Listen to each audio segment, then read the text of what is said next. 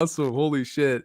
So, you're adapting to New York lifestyle. How was it going on the streets and whatnot for your first few months, trying to adapt to the lifestyle? Because you're Oh, it from was your Texas, so you're probably pretty friendly. You're like, hey, how y'all doing, and everything like yeah, it that. was fun. I never had any issues with it. Like Okay. I always thought the city was fun. It's just an unforgiving place. So like if you start dealing with any serious like health issues like I was, that's when it gets bad. But Right. no, I adapted pretty quickly because it was like I've always been drawn to I don't know, I guess like chaos. Like there's Right. something, I guess like my dad and my brother both went to war, Oh shit. and Okay. so my version of that is living on off the Utica stop in Crown Heights in the ghetto, Right. living with all the like West Indies like Caribbean people. How was your take on the New York comedy scene during your time there and Fucking whatnot? sucks. Yeah, it It sucks. sucks. Why? Yeah, it's interesting that um because it's like like local places, like local scenes, I guess, like Hmm. these smaller cities throughout the country have a more there's like a community feel because I guess everybody understands that there's no chance of making it in whatever that city is because it's not New York or LA. Right. And so there's definitely just this feel of like we're all just kind of doing this together for the fun of it. Right. And then like you get to New York and it's like every level of it exists. So it's like from like open micers to big time headliners. They're all in that city, and there's like a million different people trying to pursue this thing, and most of it's bad. Like most of the open mics and shows you go to are pretty rough, and and then like once you find like and then like even if you find yourself like spending time with actual headliners like people who may or may not be celebrities, it's just that's also kind of depressing because you're like, oh man, I'm like at this table of comedians, I'm the only one here with like $15 in my bank account. This is making me sad.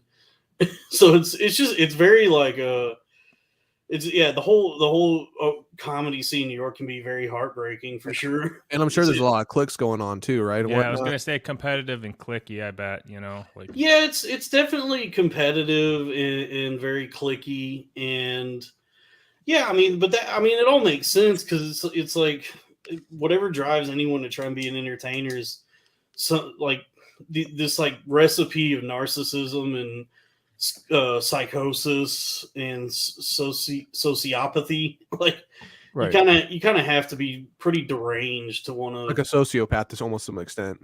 Yeah, it's a pretty demented thing to want to do with your life. It's not like that's why like most people don't do it. Like most people, Most only broken people usually do it. yeah, most people have zero interest in ever like doing any sort of public speaking, let alone public speaking like with the intent of making people laugh. So it's like Right. a very like psychotic thing to want to do.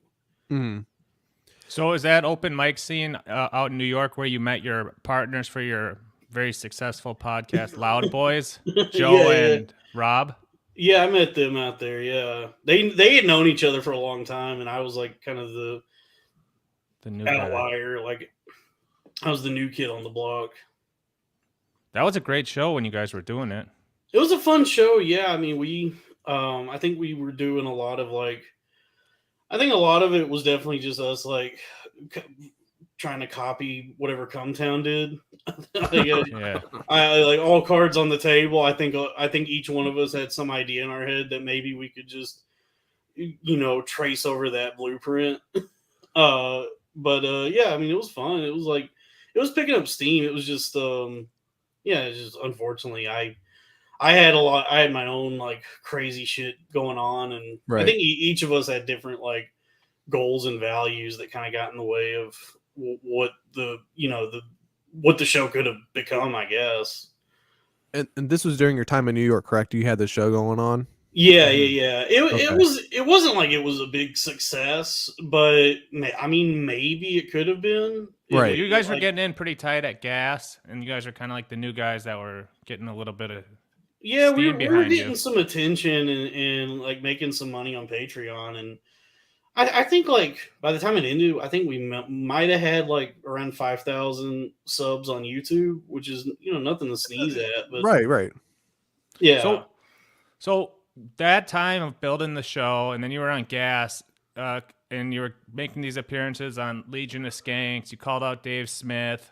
You did That all was- this wild stuff in a condensed period of time, and then it culminated in the Skank Fest, right? yeah. So what happened exactly in this Skank Fest, Houston?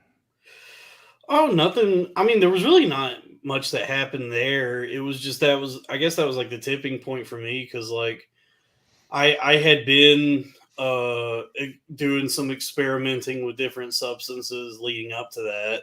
Psychedelics And and stuff. yeah, and then like once I got to the festival, it was just 3 days straight of a pretty heavy like psychedelic use, and I think that was like I think that was where the switch finally like flipped in my head was like that festival was I went way too hard, and so like following that, yeah, that was when I like really was going nuts. Was after that, like that was when like I was having like almost like Chuck McGill stuff happening to like. Do you ever watch Better Call Saul?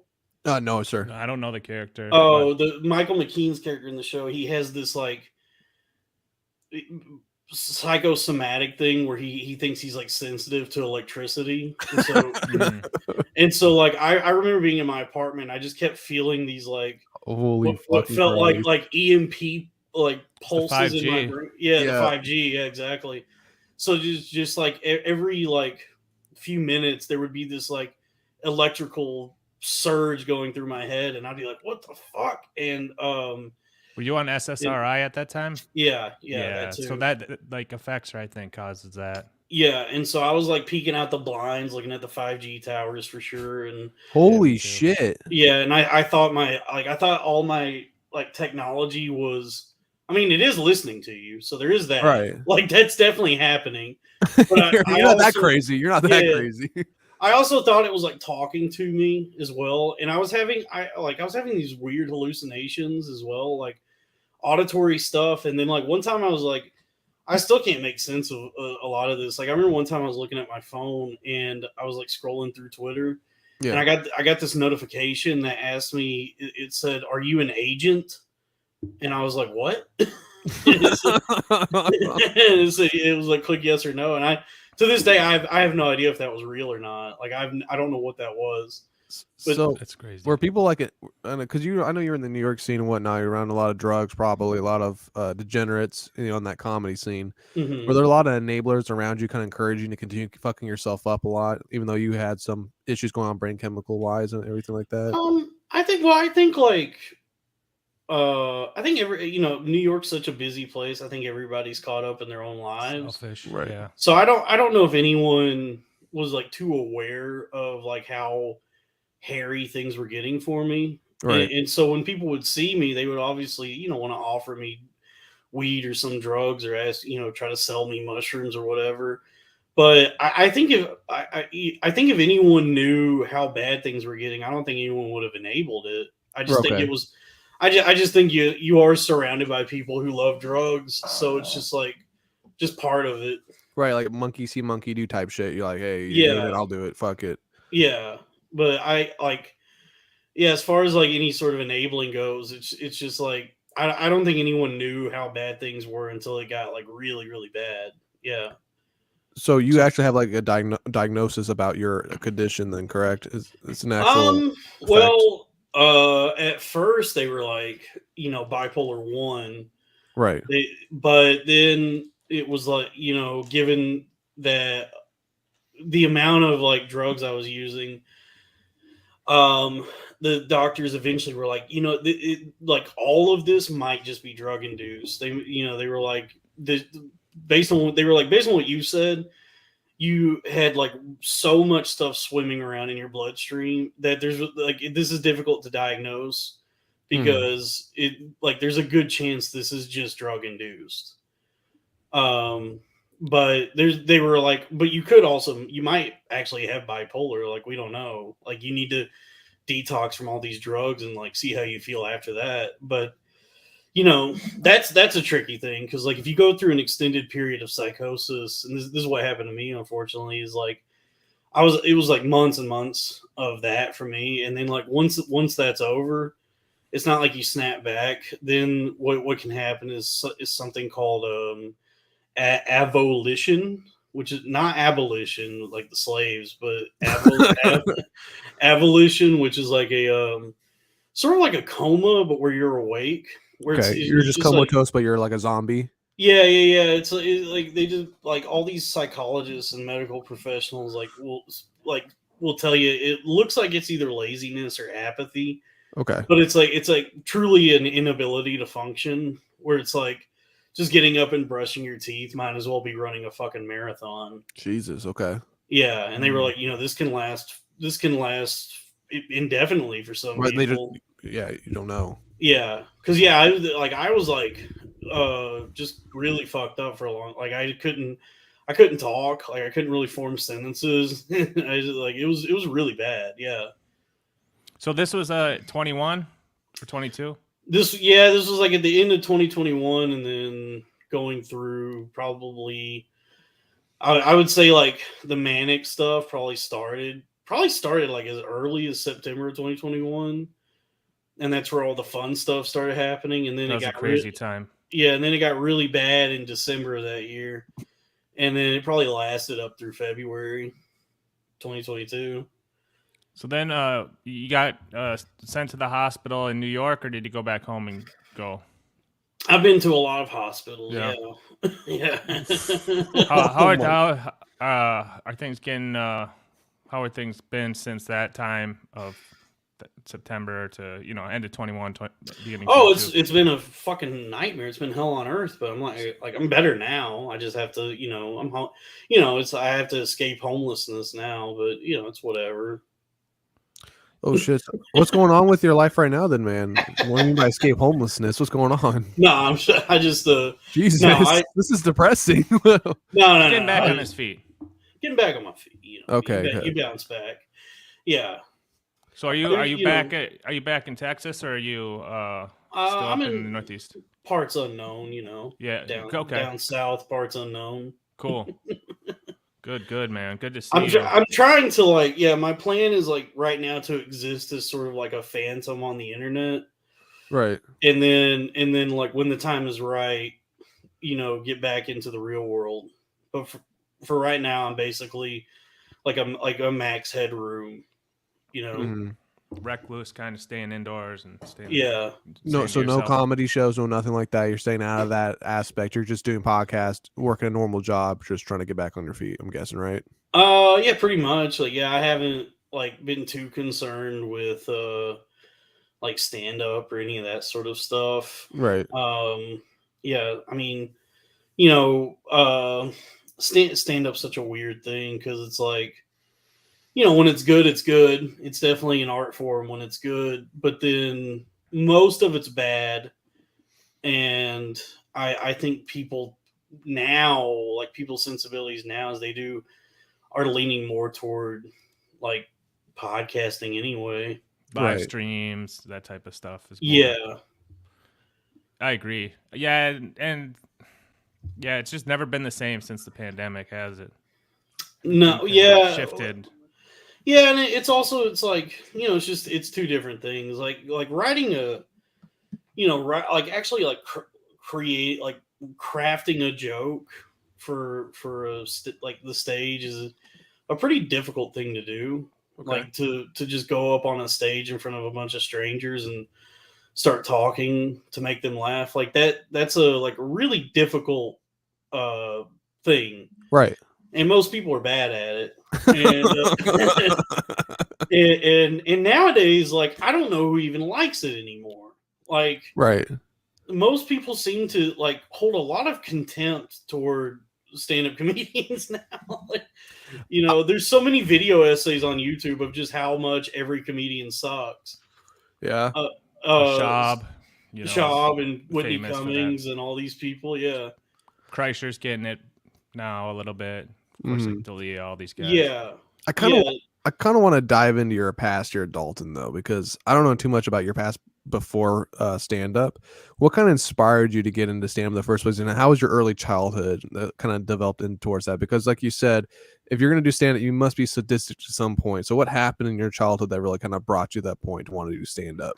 I had a good childhood actually. Like, Okay. I have like pretty incredible parents. Like, they're really good people. And like, I mean, it wasn't like all roses or anything growing up. Oh, There yeah. there were definitely tough spots, and there was like some shitty things that happened here and there. But like overall, I've You had weren't like beaten as a kid or some shit.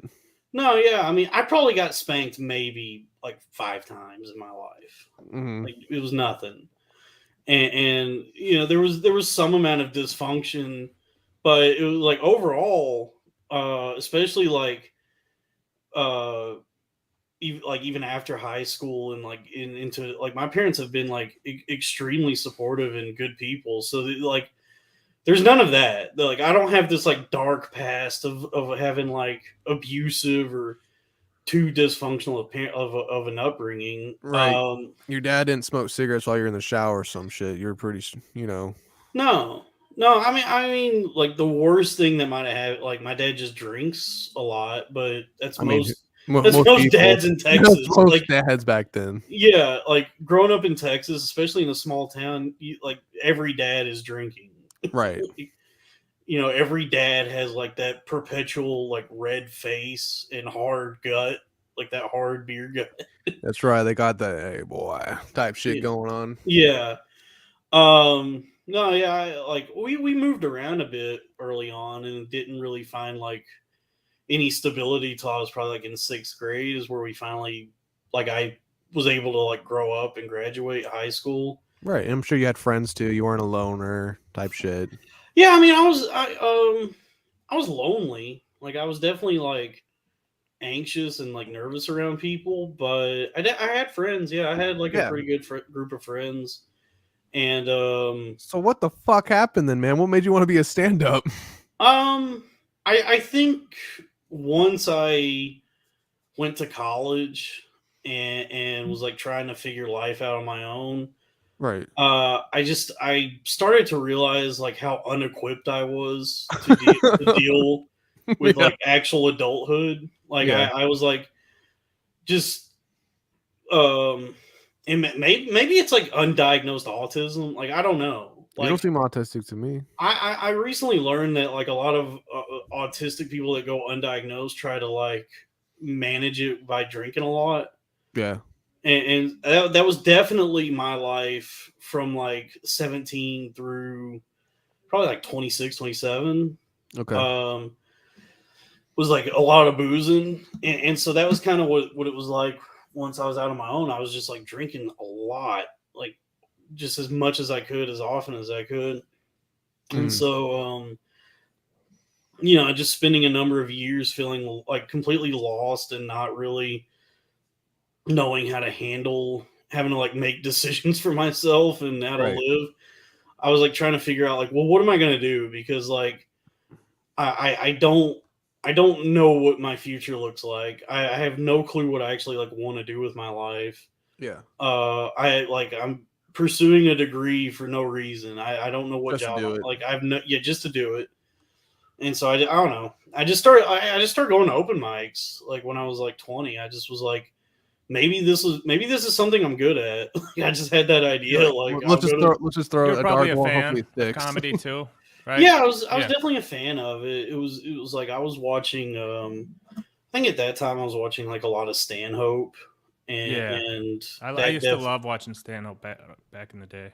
Yeah, like I remember watching that special Beer Hall Putsch and being like, oh, I guess like I could do this. Like, if this is what comedy can be, is what he's doing, which is he's brilliant. He makes it look so natural, Yeah, and I had never seen anyone do what he was doing in that special. I was like, this is fucking crazy. What he's doing. How was your first open mic, man, for you? It went well. First time you went on, it went well. Oh, yeah, shit, okay. It went well. Yeah, because it was in my was in my college town. So like, everybody that signed up was some like, it was all these like gay ass like artsy fartsy people trying to do some like alt Scott Aukerman bullshit. SJW bullshit. Not even like social justice shit. It was just like soy. just alty like dumbass bullshit. Pussy shit. That's soy. And I was just like actually trying to tell jokes. Like I wasn't trying to do this weird performance art that everyone was doing. So. Right. And so you just fucking killed it on stage. You're like, holy shit, I can probably do this. And you started, you just started ripping more open mics and whatnot. What was your first big show before you went to New York that you did in the Texas area that really got you? Like, holy shit, I can actually, I'm going to do this. This is my career now. I'm going to start doing it. I don't know. I mean, I worked the clubs here and there. I would MC and feature every now and then, and right. I got to open for Schultz before he got like really, really famous. Oh shit, okay. Yeah, and that was a cool night. Like sold out room, and like all the people are there for the king of the Wiggers. The Wigger King. The Wigger King. Yeah. That was a good show too, because like his crowd was like so enthusiastic. Right. It was an easy show to do well on.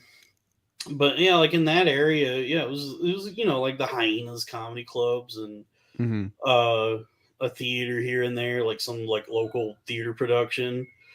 But yeah, I don't know. I don't know if there were any like really, really big shows. It was just like I think the Fort Worth Hyenas seats like maybe like 300 or 400 people. So that's a good amount. Yeah. Sold out show there. Felt really nice. Yeah. Right. Well, you what really blew you up was like your appearances with Gas, right?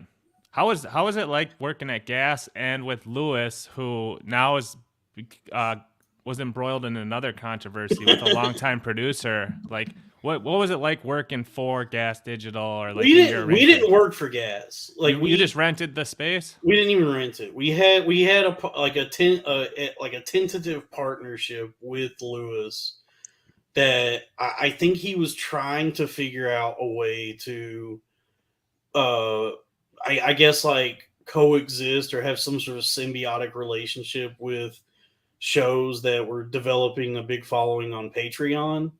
Because he had gotten kind of burned in the past with the Tim Dillon and Are You Garbage, because those guys would start on the network and then realize I can make like exponentially more money going to Patreon. Right.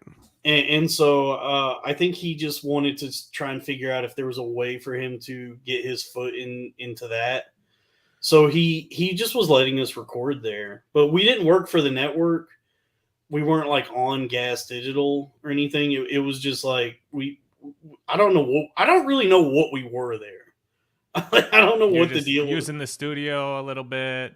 He just would let us use the studio, and it was a nice thing. And Lewis is a good dude. Like, I mean, right. for all of his faults, like all of the like screaming he does and abuse he shows toward people, like overall. Lewis is like a really good guy. He's great. Hey, Hitler did some great things too. I mean, we all have our yeah, and the thing with like that whole world though is I think like nowadays people confuse. It's easy to confuse attention with success, right? Because I think like people saw that we were in that studio and saw that like me and Robbie were getting to. I think all three of us actually at some point got to do an episode of Legion of Skanks.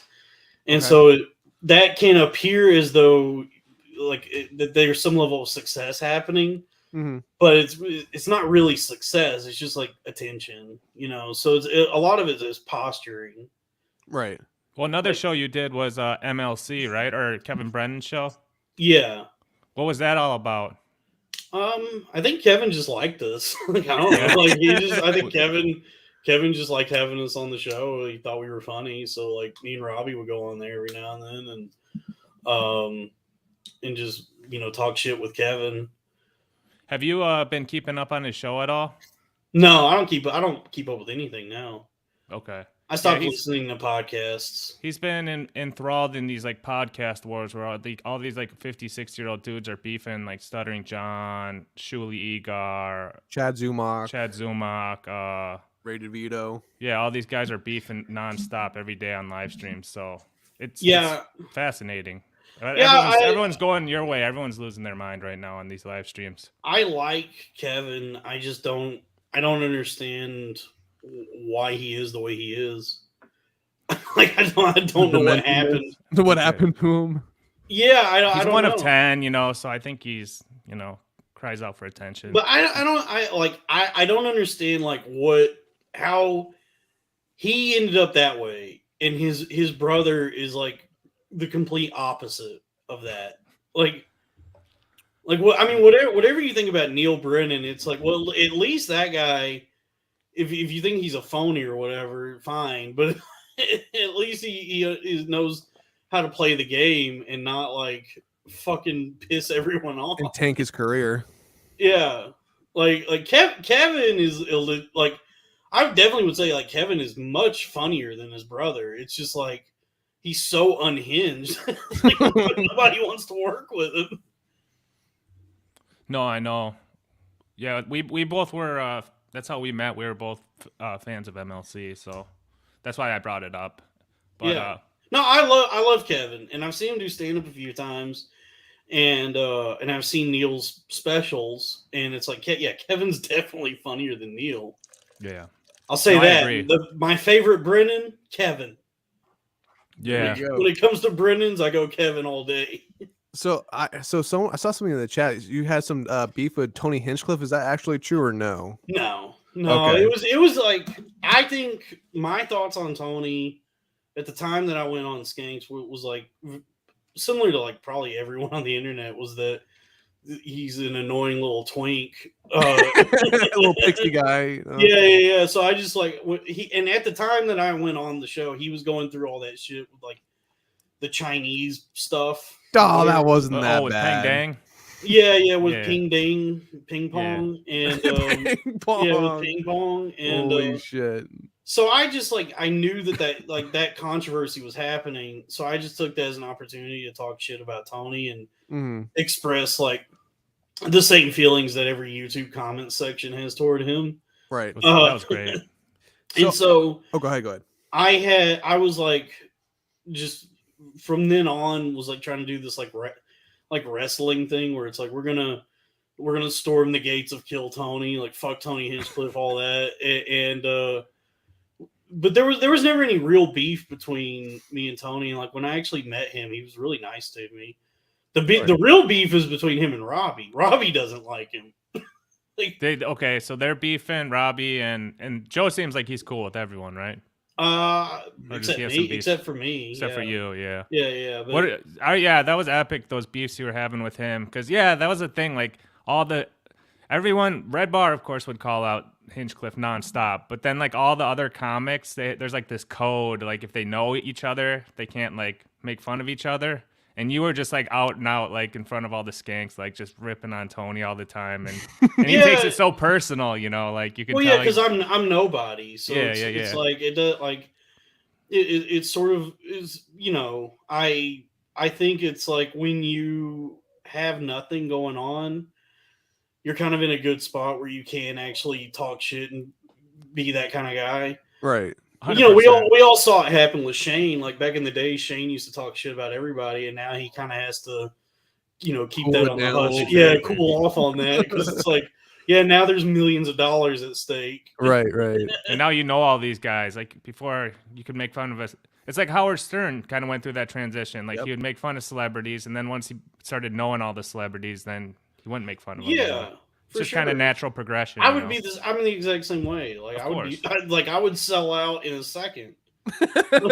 Dude, you're telling me that, like, what would I rather have? Like, what would I rather do? Be a broke, honest, comedian who just talks shit about everybody, peddles for dollars, or be rich as fuck and watch like live leak clips with Tom Segura and his wife. Everyone has a price at the end of the day. You know what I mean? Everyone has a price.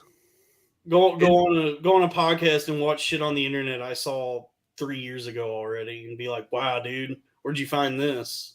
So I'm sure you have a lot of friends. I'm sure you've probably met people who've had friends in the comedic scene who've become successful, who probably kind of let's just say sold their souls, to money and whatnot. I won't say disturbing, but how was your take on just watching these people just sell their souls and just sell their beliefs and their, what they believe in and all that good shit just for $1, just a payday? Is it kind of disturbing in your mind to some extent how low people just get rid of all what they believe in and anything like that? Or do you have some No, type of standard? I think nowadays nobody has a soul. Like I don't like.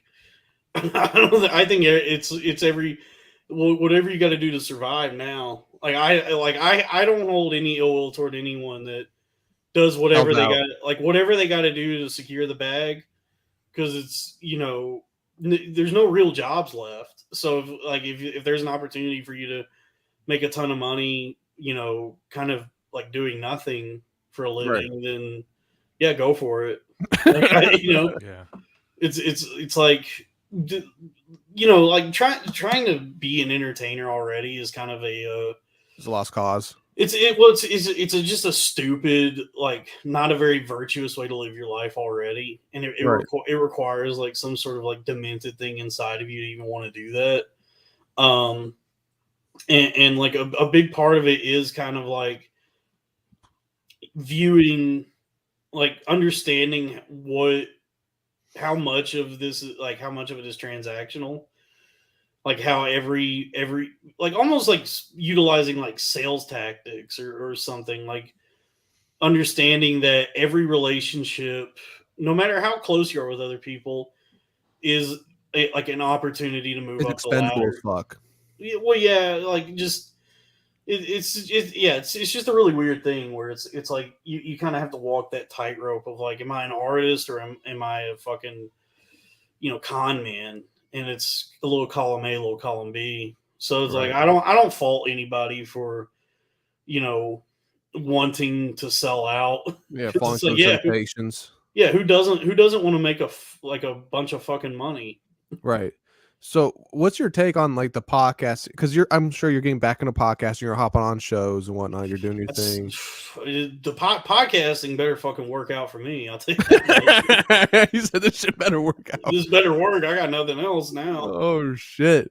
So, what is your take on the podcasting nowadays, and what's your take on your podcast right now compared to back at Gas Digital and whatnot? How are you enjoying this podcast more than your past one? How's that going for you? Well, with this one, I have like full autonomy. Like I have co-hosts, but like Right. I'm like the driving force behind it, and I have just a lot of control over what it is and how it's presented to people and marketed.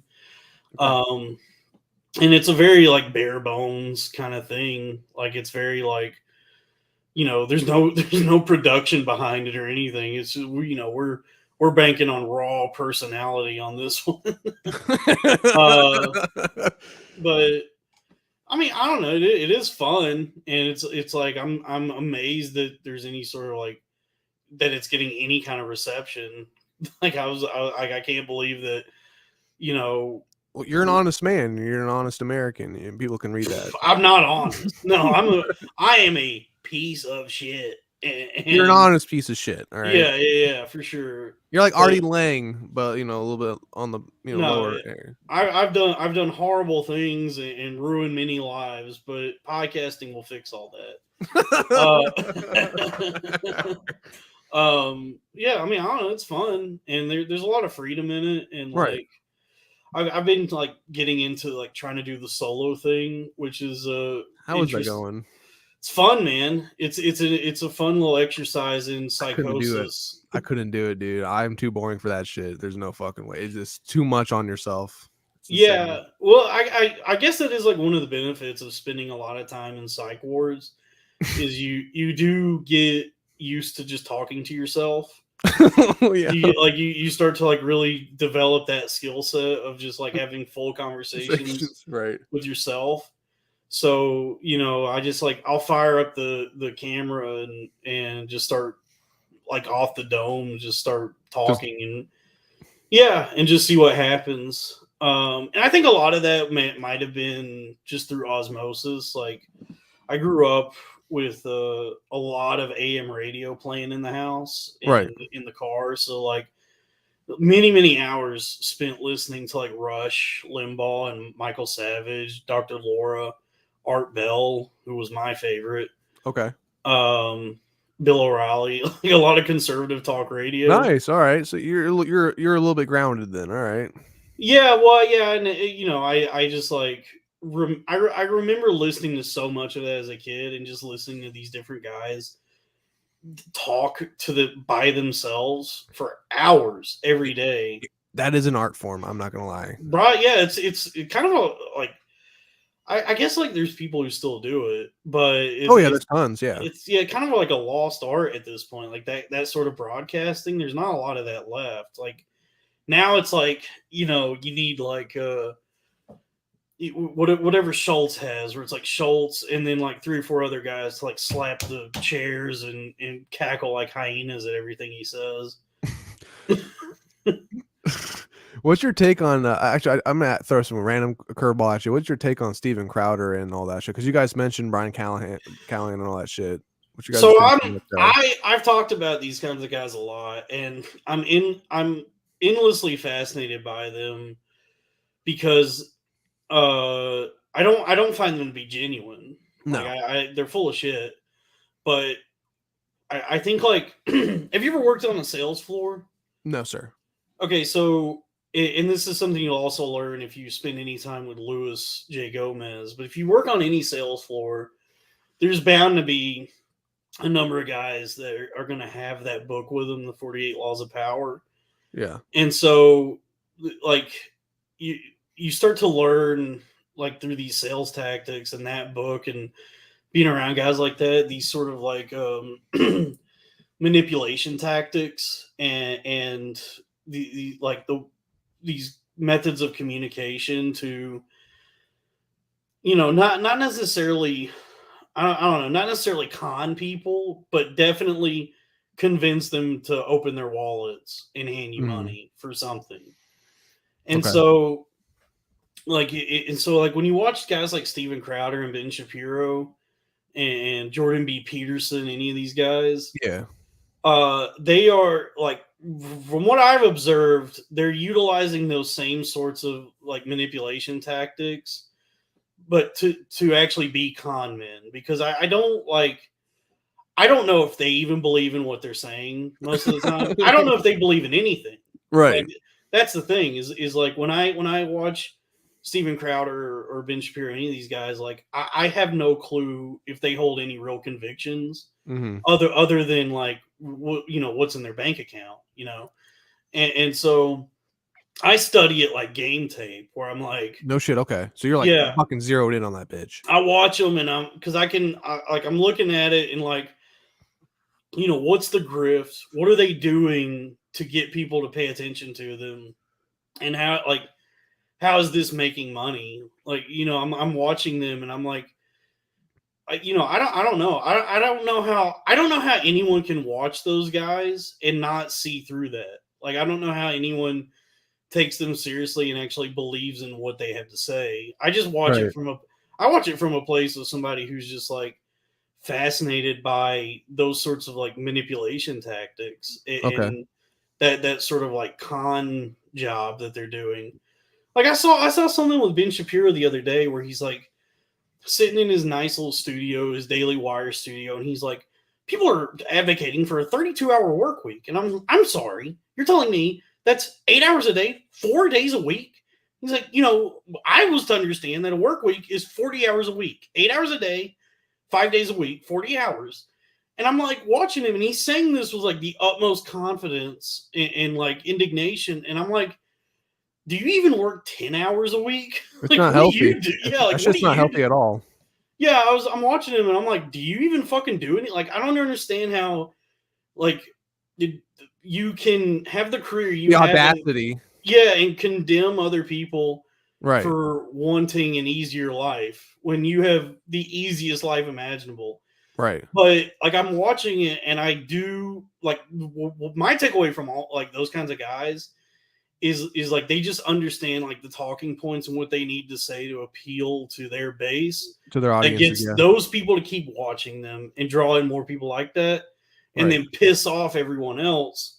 Because with the way the internet is now, that's the recipe. You want like half and half, like a good portion, a good percentage that loves you, and then another percentage that wants you fucking dead. Right. Right. Well, And, you and saw that's the special sauce. with Steven Crowder when his co-host left. I forgot the gentleman's name that worked with Anthony Cumia on Compound Media. He kind of exposed a little bit what was Landau. going. Yeah, Landau kind of was going on with behind the scenes of Steven Crowder because no one really really knew actually what was really going on behind the scenes. You could just see the manipulation of his he would do towards his workers, just the insane hours, insane things he wanted them to do and whatnot. I would say also then the scripts, he would have scripts written down. You have to stop laughing or stop telling jokes at certain times so he could get his jokes off, and you'd have to laugh at them via the script. I was very amazed by that, how scripted everything was on that show. I was like, holy shit, okay. And yeah, that's another thing that gets me about these guys is like how much preparation and production goes into their shows, where it kind of exposes how completely uninteresting they are as people. right. Yeah, because I have hardly ever prepared for anything. Yeah, like I didn't know who the fuck you were till like 40 minutes ago. Yeah, like, Yeah, I'm an OG fan, so I was trying to tell him about you, but hey, dude, can we pull it back a little bit? Back cool. to the old days at Gas. I wanted to ask you because I remember, didn't you have like some chick or something that you were banging or something, and then wasn't that like a big storyline for a minute? No. Yeah, there was, wasn't there? No. I mean, I had a brief relationship with a woman who arguably might have been the most attractive Legion of Skanks fan in the audience. Of the people that go to Skanks, she definitely stood out as like, wow, why would a woman this beautiful be here? she was a dime, I remember, and then she was very, very attractive. That was she like still is, I would imagine. Yeah. And she took your V card, right? No. What? Oh No. shit! Well, that's what someone was saying. We don't need to get too. We don't need. Okay, then. But there was some drama with it, right? Didn't she like hook up with like one of the other interns or something? I don't know. I don't remember. I just remember it being like an ongoing like storyline in Legion of Skanks for like a little bit. We just had a nice little fling that, like, I was like, it was definitely like my fault. I was kind of a dick at that time, and so that's like why it ended. But right, she was very nice. Like, I have nothing bad to say about her or anything. Like, she was just a really attractive, nice woman who that's honorable. Was nice enough to put her mouth on my genitals. See, that's the beauty of Dalton right here. And I'm starting to realize this. We have a lot of scumbags come on here, talk horrible shit, calling their wives animals, all that shit. Love you, right? Calling their wives horrible things, their girlfriends, ex-girlfriends, horrible things. And you come in here, and people are saying you're fucking crazy, you're out of your goddamn mind. I don't know what to expect. And you come in here and you say, I don't feel comfortable talking about a lady who I knew, and you even say genitals. On top of that, I have nothing. Goes to me, you are very, you're just very passionate. You're very I have nothing bad to say about it. Yeah, I mean, you're was a gentleman. She was 21 at the time, and like definitely a 21-year-old woman, and so that was just kind of where things didn't really mesh. Like she definitely wanted to live the life of like a hot 21-year-old college student, and kind of groovy vibes. What? You're a Southern gentleman. Oh, Southern. Okay. No, it was like it was just a thing where like we were had sort of a relationship, but like nothing too serious. Right. But then when we like sat down and like talked about the terms and conditions and went over the paperwork and the agreements, what she wanted was something more casual and like open. And I just like something in me, like the thought of her like fucking other people and me going out and trying and failing to do that. Like I just was that was kind of where I was like, I don't know if I can do this. How's your, I would say, since you got out of the psychiatric ward and whatnot, and you're doing better, what is your take on like relationships wise with females? How's that going for you? Is it going pretty good right now since you're getting back on your feet? You're doing your fucking thing. You're more stable now. How's that going for you? Oh, I'm not even like concerning myself with that right Because you now. want to focus on yourself first. Yeah, I have a lot of work to do. I Okay. have like so much I gotta take care of. I think like that sort of thing. Like, there's people talk endlessly about sex and relationships and Right. females, as black people call them now. And and you know, my thoughts on it is I think a lot of people are just very uncomfortable with like just being alone with themselves. That's very true. Like a lot of people are pursuing like dating and sex and relationships from a place of like really just the like a fear of having to spend any time alone. Right. And so that's why you see so many people like having the like tons of casual hookups or having like really shitty relationships. Right. Because Use and abuse and lose them. Yeah. yeah, because it's like it's coming more from a place of like fear and worry Being and alone. anxiety than like any real desire for human connection. Right. And like I don't think there's like necessarily anything wrong with that. That's a very human thing. It's unhealthy though. Yeah, it can. Yeah, it can definitely be unhealthy, but it's also like such a human thing that it's like I can't fault anyone for that. Right. But it is something where you do have to like at a certain point kind of look inside yourself and be like, am I on Tinder all the time or Bumble or whatever for any other reason than I just can't handle the thought of like being alone and like I guess like where I'm at is like just I'm fine being alone as for however long I need to be until I'm like in a better place to actually do those sorts of things. Right. So Dalton, how old are you, sir, by any chance? I'm sorry to ask that. How old are you, sir?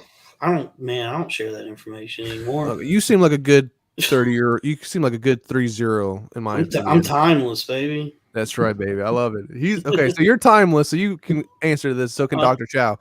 With your guys' takes on like relationships nowadays compared to back in the day in the 90s and early 2000s, what's your take on like online dating nowadays? People just constant easy hookups compared to back then. Is it more just easier, or do you think there's more effects on people's relationships now with like Tinder, all this other shit, Bumble, Grinder going on?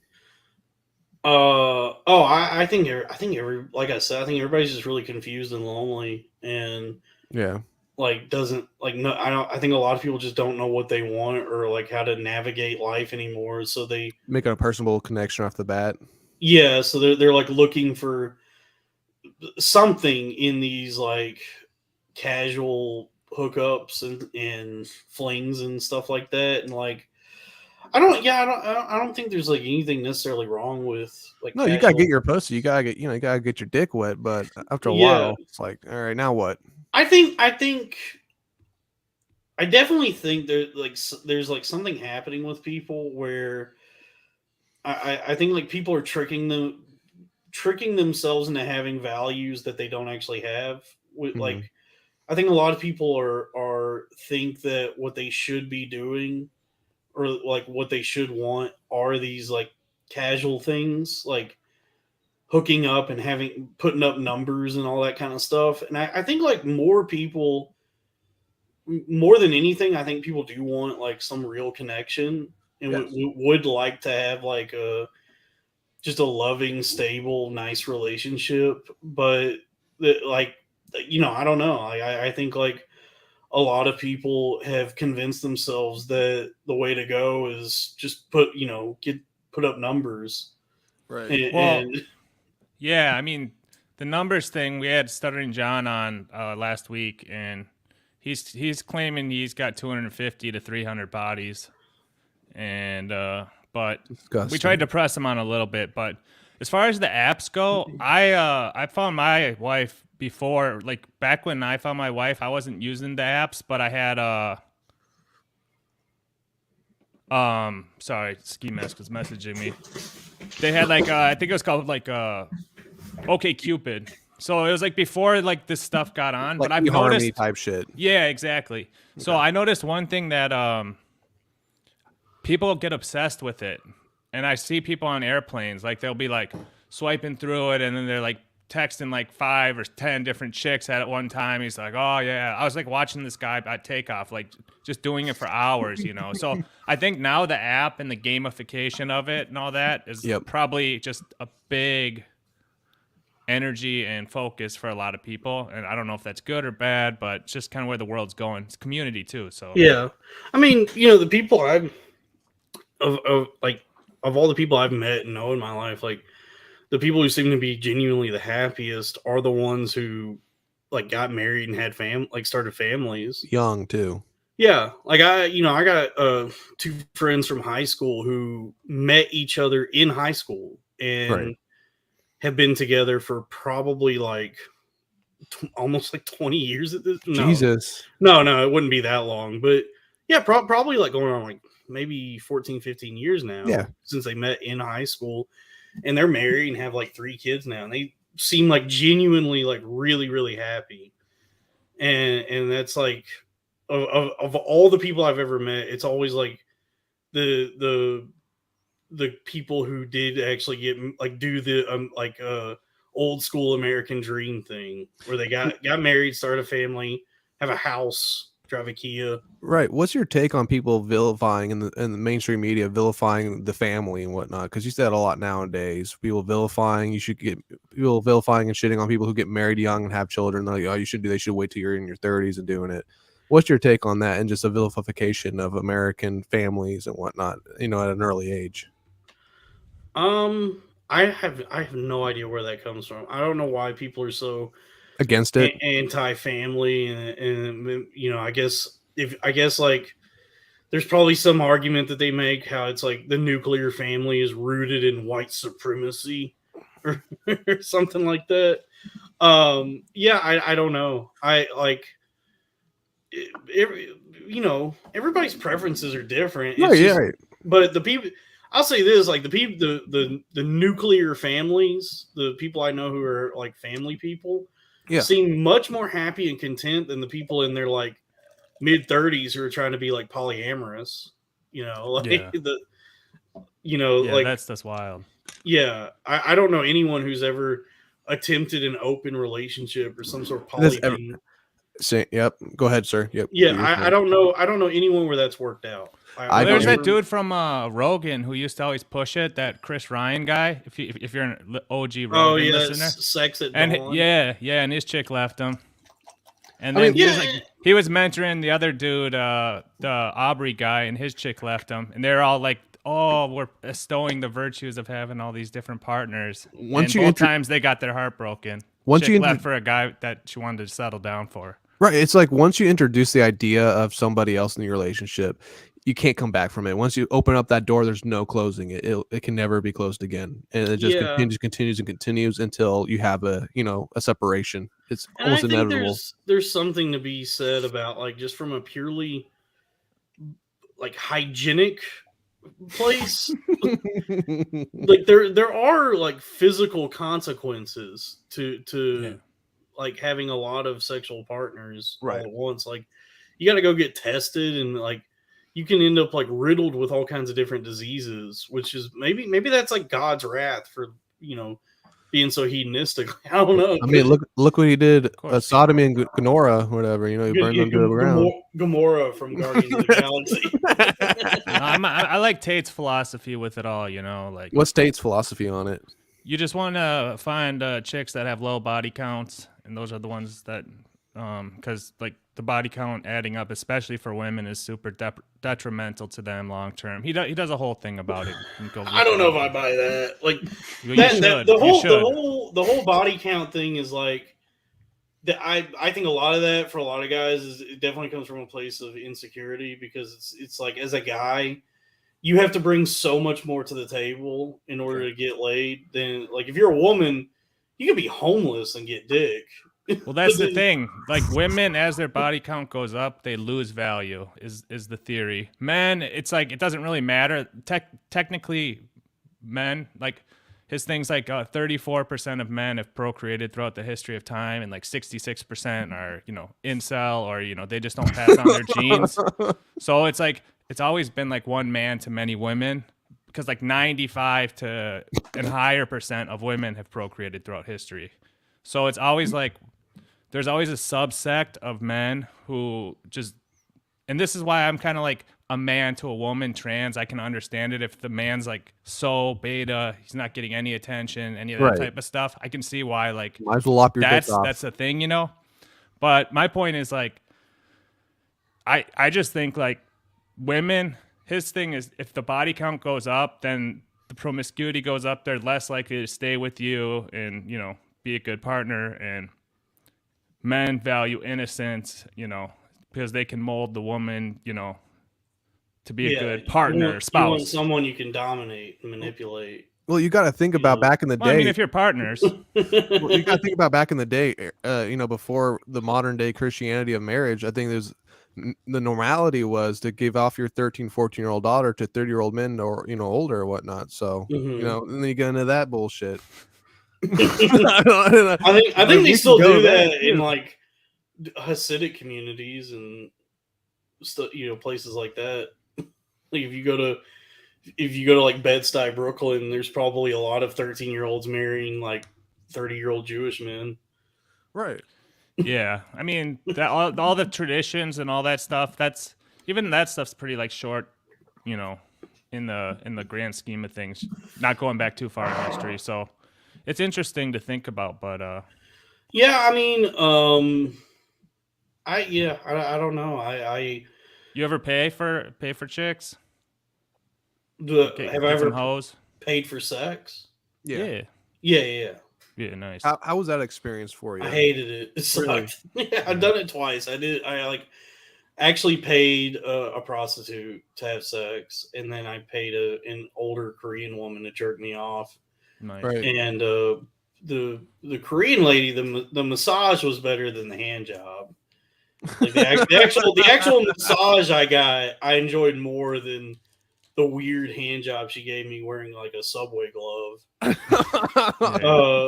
And then the experience I had with a prostitute, it was like both of those experiences were just like kind of anathema to what my values are. I didn't particularly enjoy. I was like really nervous and didn't find them pleasant. Right. So like after you had sex with the prostitute, I'm sure you probably felt horrible about the experience, right? You kind of felt depressed and you're like, holy shit, what the fuck am I doing? Kind of I wasn't thrilled about it. Yeah, I was like, well, that was really stupid. So my thing is I wonder how people feel that come out of those experiences when they have a prostitute and they're like, fuck yeah, dude, I can't wait to get the next one. Like I wonder how twisted your mind must be to actually be positive about that experience compared to actually like, you know what, this isn't right, this isn't good, I shouldn't be doing this. I can understand it from like if you're a guy who actually can afford it, if you're making enough money that's like not a fucking stupid thing to do with your money, right? I can definitely understand like just cutting out all the like other stuff you got to deal with to get pussy and be like, let me just hand you money and then we have sex and I shake hands, bye.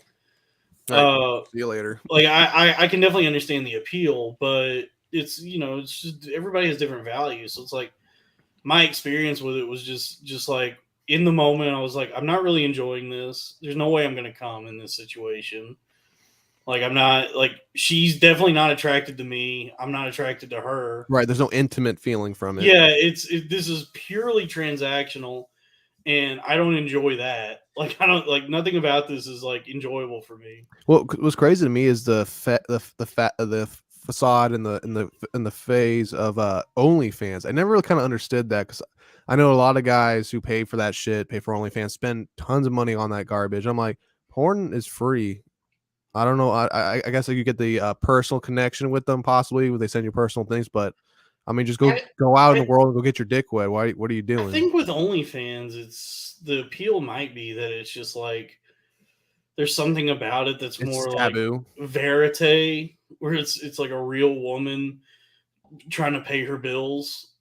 Like, I don't know. Like I've watched. It's like super chats, kind of, you know. Nope. I've watched some It's two-way. OnlyFans like leaks. Like I've never paid for it, but like I'll see like women on TikTok that I think are attractive, and then I find their OnlyFans account, and then I Right. search OnlyFans leak, and then their account name, try to see Shit. what's free, and I've watched those. And then yeah, there is something about it, like it's amateur, it's more real in some Okay. way than these big budget. I guess it's sort of like the Scorsese argument between like Marvel and indie films. It's more Right. gonzo, You know what I mean? Like Brazzers would be like the Marvel Right. of porn, whereas OnlyFans is like the like A24.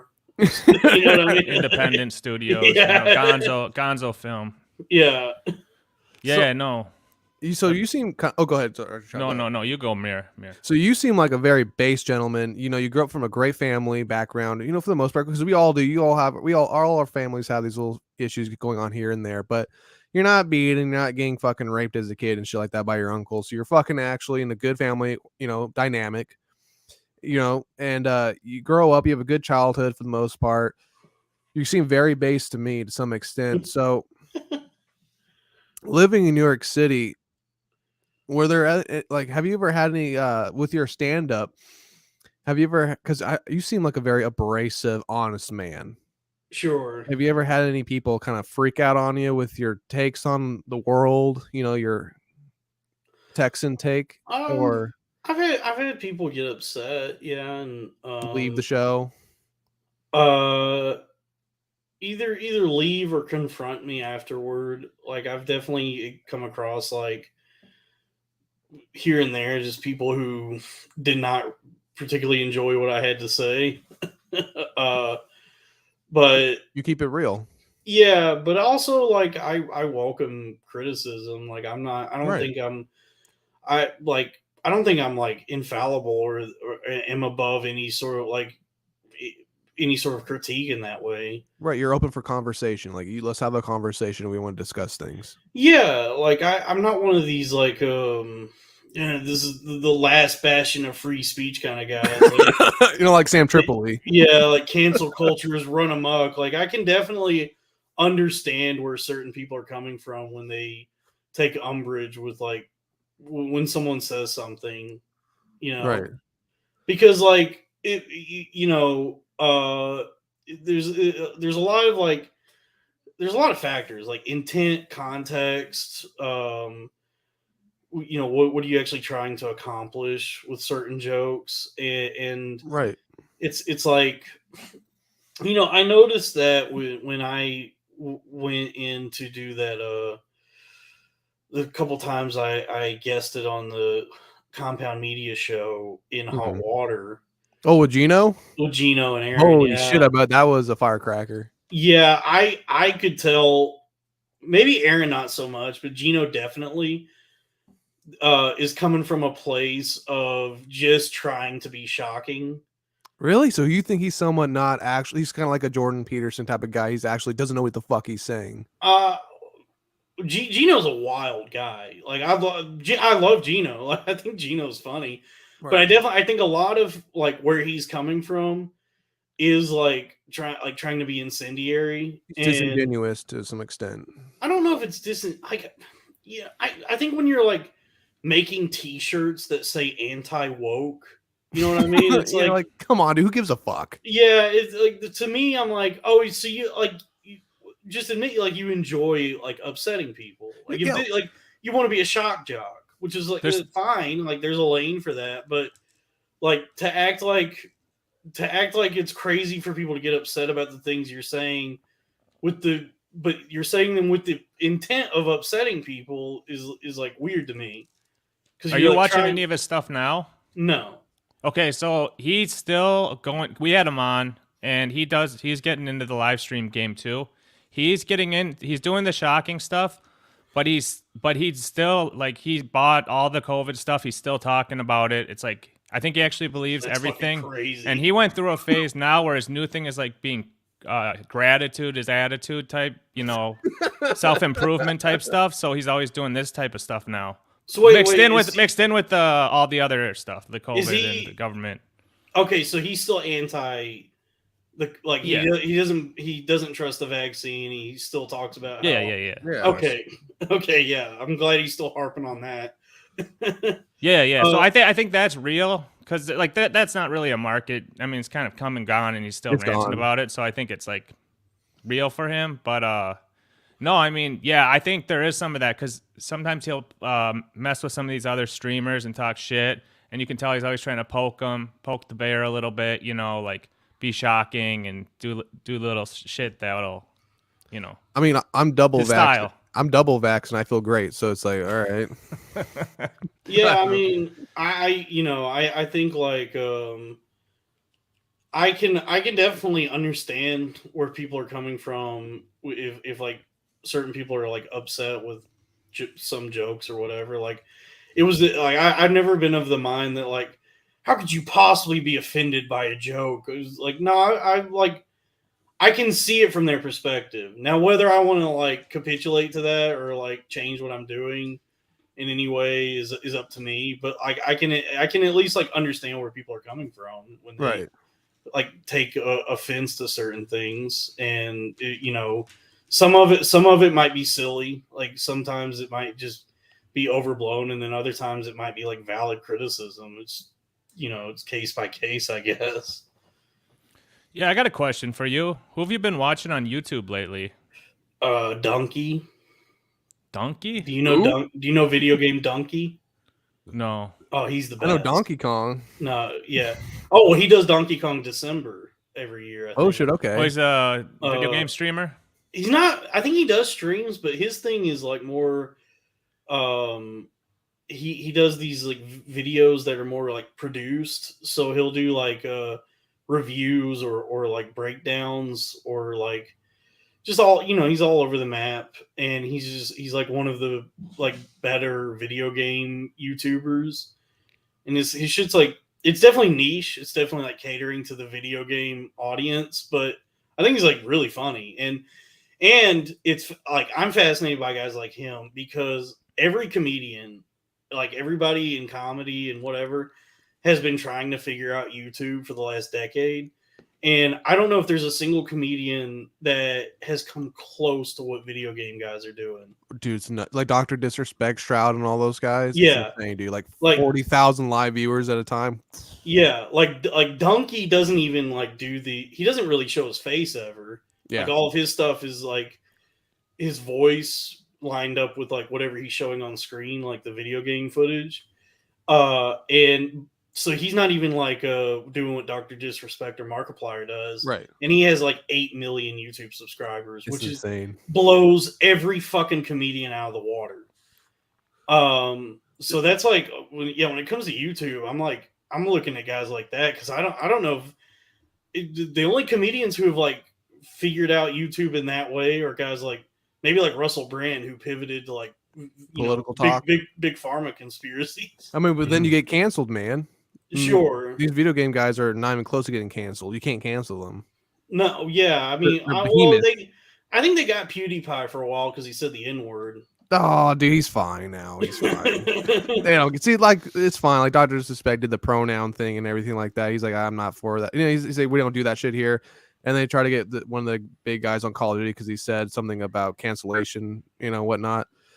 Dude, you can't stop these guys. Their fan bases are too fucking huge. It's you can't do it. But like YouTube is fascinating to me because like, what works on there is not what I don't think is what any comedian is doing. Is like that just doesn't work on YouTube. And it's interesting, like people think kids are watching them. No, it's adults watching them, like 40 years old, 30 years old, 20 years old. Tons of fucking adults are watching the stuff and sending them tons of money too. It's insane. Like their fan bases are mostly adult when you really look at it. It's nuts. Yeah. And like some of them I don't like I don't really watch guys just play video games. Like I never Like, I don't understand that. Still, I love it, dude. I love watching people play like, video you games. watch like Markiplier and guys like No, that. I don't watch. He's a fag, but no, I watch. No disrespect. They all but are, bro. nah, dude, I watch Doctor Disrespect, Shroud. I watch some other smaller gamers do other shit like Fortnite and whatnot. But I don't know. I just love because I kind of grew up in the video game era, like 2010, 2012, and I watched my friends play, and I would play with them. I don't know. You just kind of get accustomed to it as you get older. I don't know. Okay, yeah. I mean, the what I really like about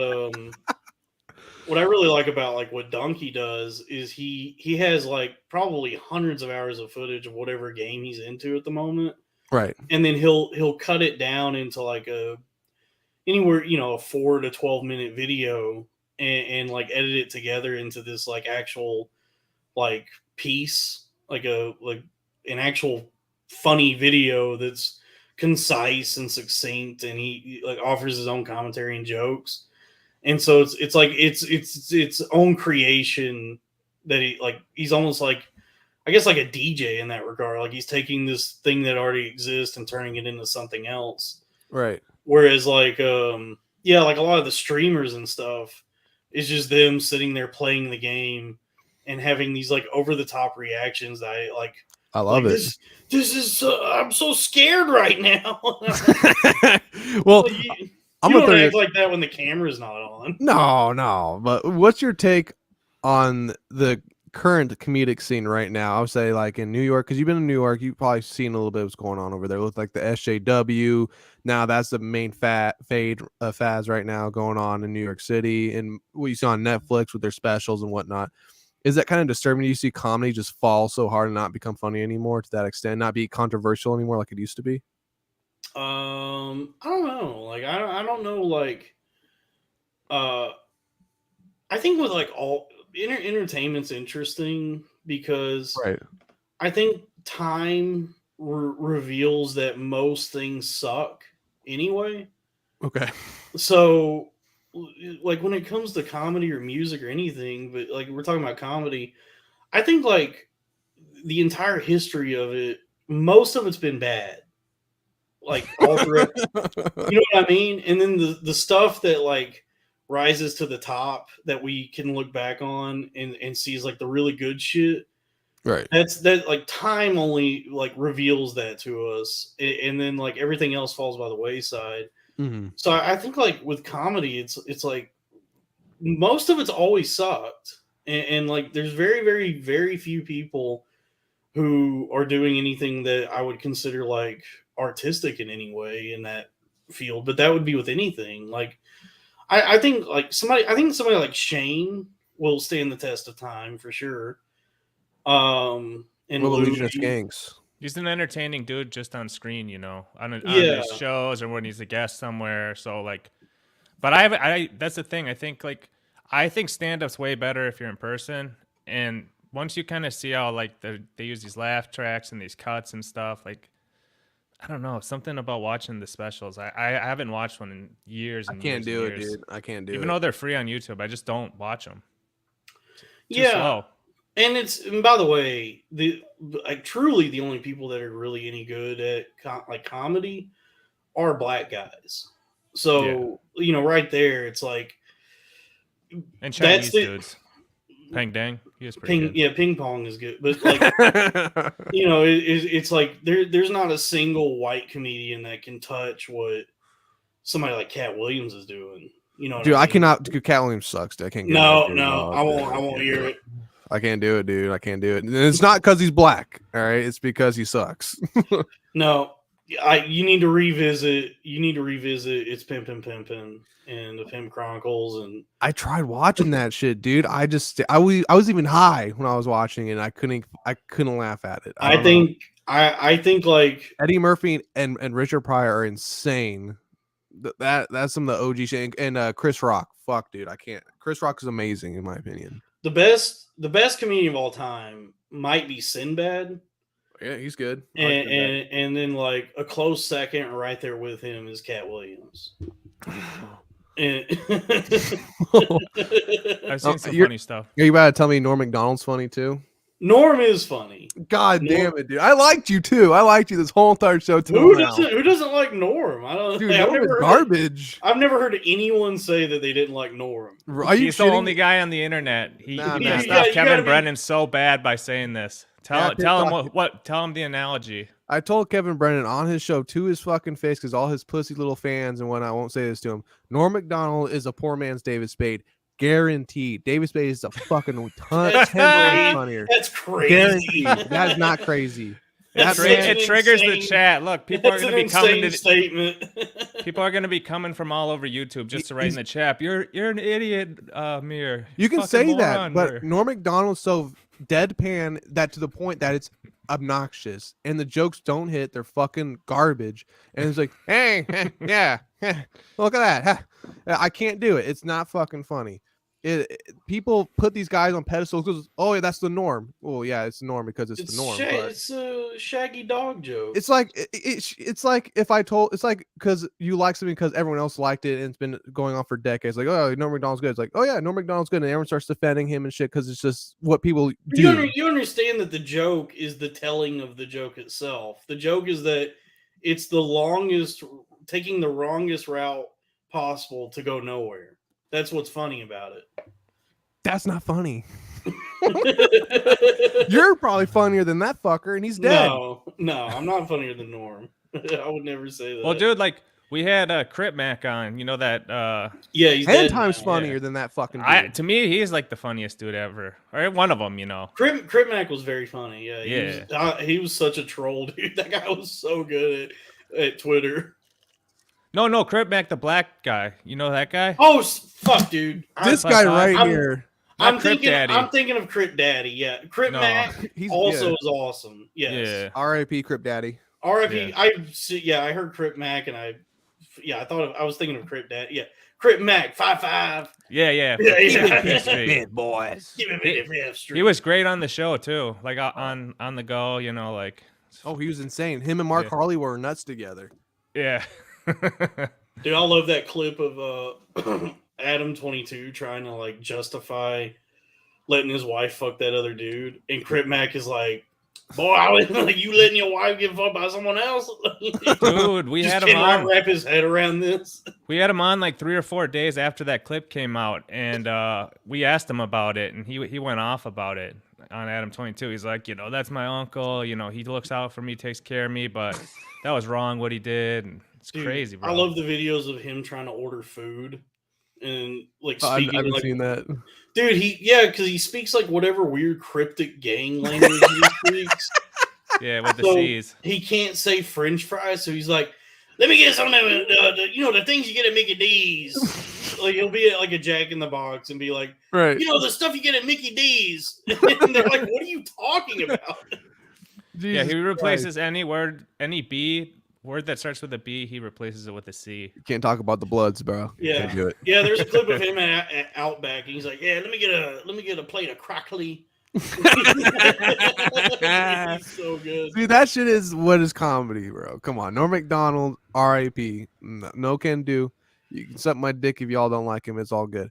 But I do want your take on something also, though, sir. So you've been podcasting since what year exactly? Well, I guess I started podcasting with Robbie and Joe in like 2019, maybe. 2019. Okay. And then, we did that all through the pandemic. And then I went into a coma and just started doing it again. Right. Like the last couple months. Okay. Have you ever listened to like Opie and Anthony or Compound Media? Oh, you've been to Compound Media. You did Water. I used to I listened to Opie and Anthony. Not while it was on. Actually, no, it never I never got it on the radio growing up where I was, but I found it later. Like I would listen to it on YouTube. Did you meet Anthony in person, Mr. Kumia? Yeah. How was that experience for you? I met him the night he did Legion of Skanks one night, and I saw him. I just took an opportunity to I saw him as an easy mark for doing like a little, I guess like a social experiment on him, because I know he's like a big time drunk and yeah, he's getting bypass surgery right now. So I just outside. This was my first time meeting him. I went up to him and I was like, "Hey, Ant, I just want to say thanks again for coming on my podcast."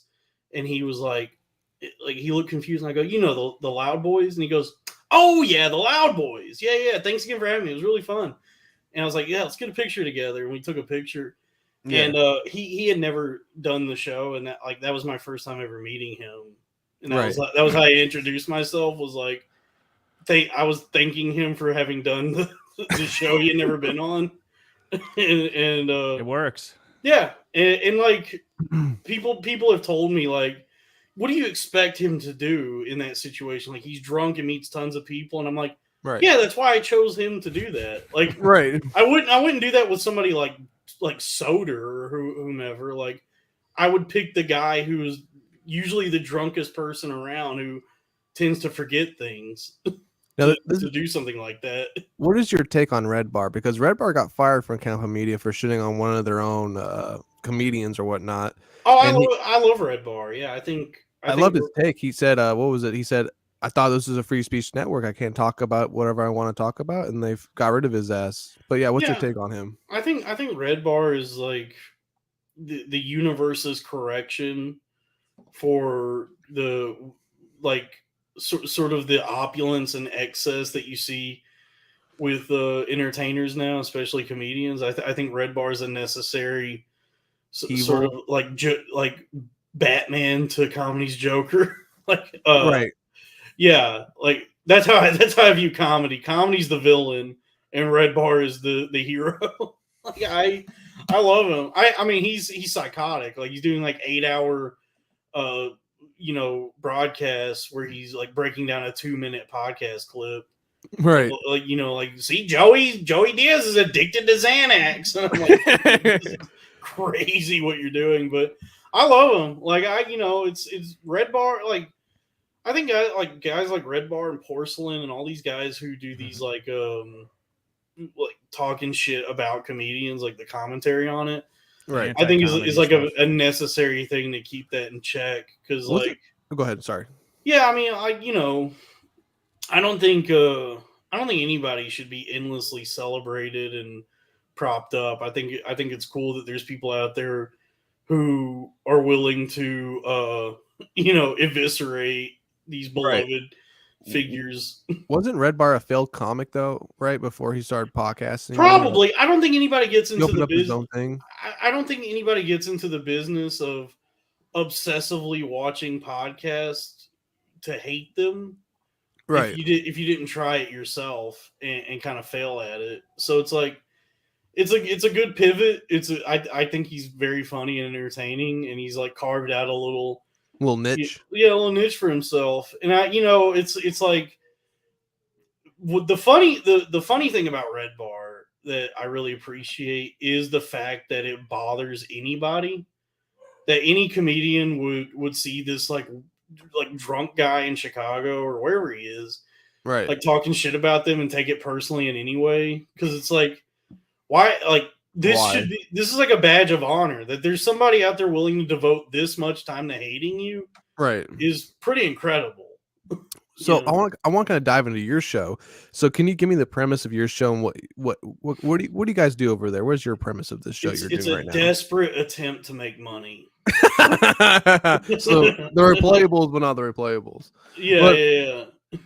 So like, walk me through your show though. So what do you guys? What's your niche? What do you guys do? So basically, like I was in a pretty bad situation health wise, like in a basically like catatonic, like comatose for a long time. Right. And one of my co-hosts on the show, my buddy Kevin, he was like when I was like going through the stuff, like the psychosis and everything, and then through all this, he was somebody who saw it happening and like was actually making every effort to reach out to people and try and make sure that I didn't die. And then even when I would like kind of shut down and wasn't able to talk to anyone or like really do anything, okay, he kept like making sure to check in and try to like still be a friend and all that. And then like that's good shit. Yeah. And then he finally was like, hey man, like you're unemployable. Like there's no way for you to like actually like have any sort of real career at this point outside of like whatever is like the internet and podcasting, comedy, all that is. Besides McDonald's, maybe, but Yeah, go ahead. he was like, I'll pay for the Zoom premium account and let's Okay. just like Oh, try. shit, okay. Yeah, and he was like, let's just try doing something over Zoom and do a podcast, and so like it was yeah he there's another friend of ours, my other co-host Sal. Like we were all started together in the DFW area, so like he reached out to him, and we were like, let's just start recording stuff together over Zoom and see what happens. And that's that's basically all it is just like he kind of was like pulling me out of whatever coma I was in, and like forcing me to Actually get your ass in gear. Hey man, you gotta do this for yourself. You need this. This is your medication to to help you and whatnot. Honestly, yeah. It's like an escape for you, kind of. Kind of like be yourself, do your thing. Yeah, and it kind of and doing it kind of reminded me how much I enjoy like broadcasting, Right. like doing stuff and putting it on the internet for people to watch and listen to. Right. And you said you guys are actually doing kind of decent, right? Yeah.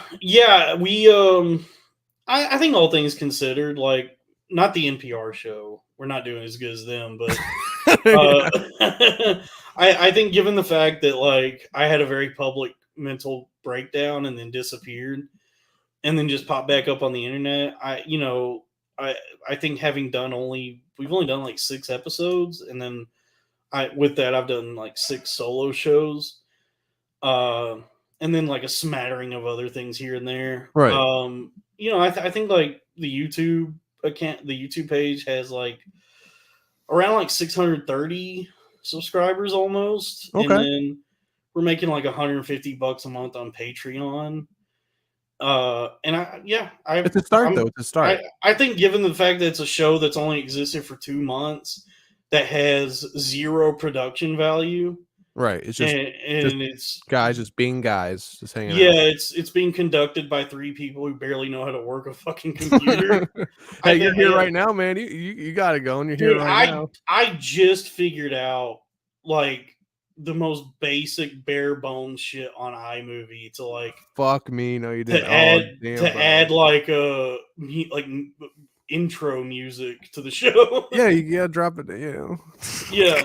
Have you ever been? Oh, sorry. Go ahead.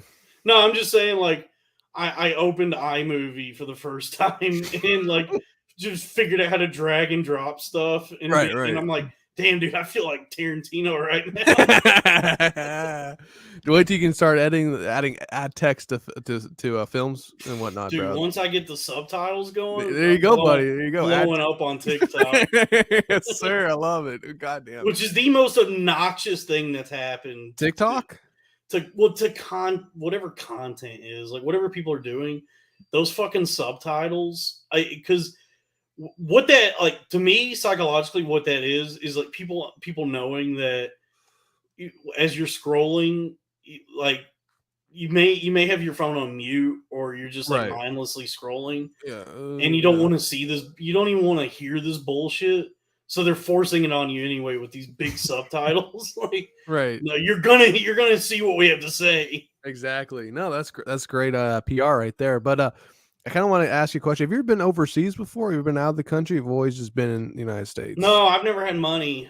So I think like once the podcast really takes off in a big way, and I can pay back all of my substantial debts, I'll try and go overseas. Where are you gonna go? Yeah, what's your first place? I think I can guess. Bucharest. I'm going to the war room with the Tate brothers. Romania. Yeah, I mean, I was gonna guess you were gonna go to Bangkok, bro. No. I've always wanted to go to like New Zealand.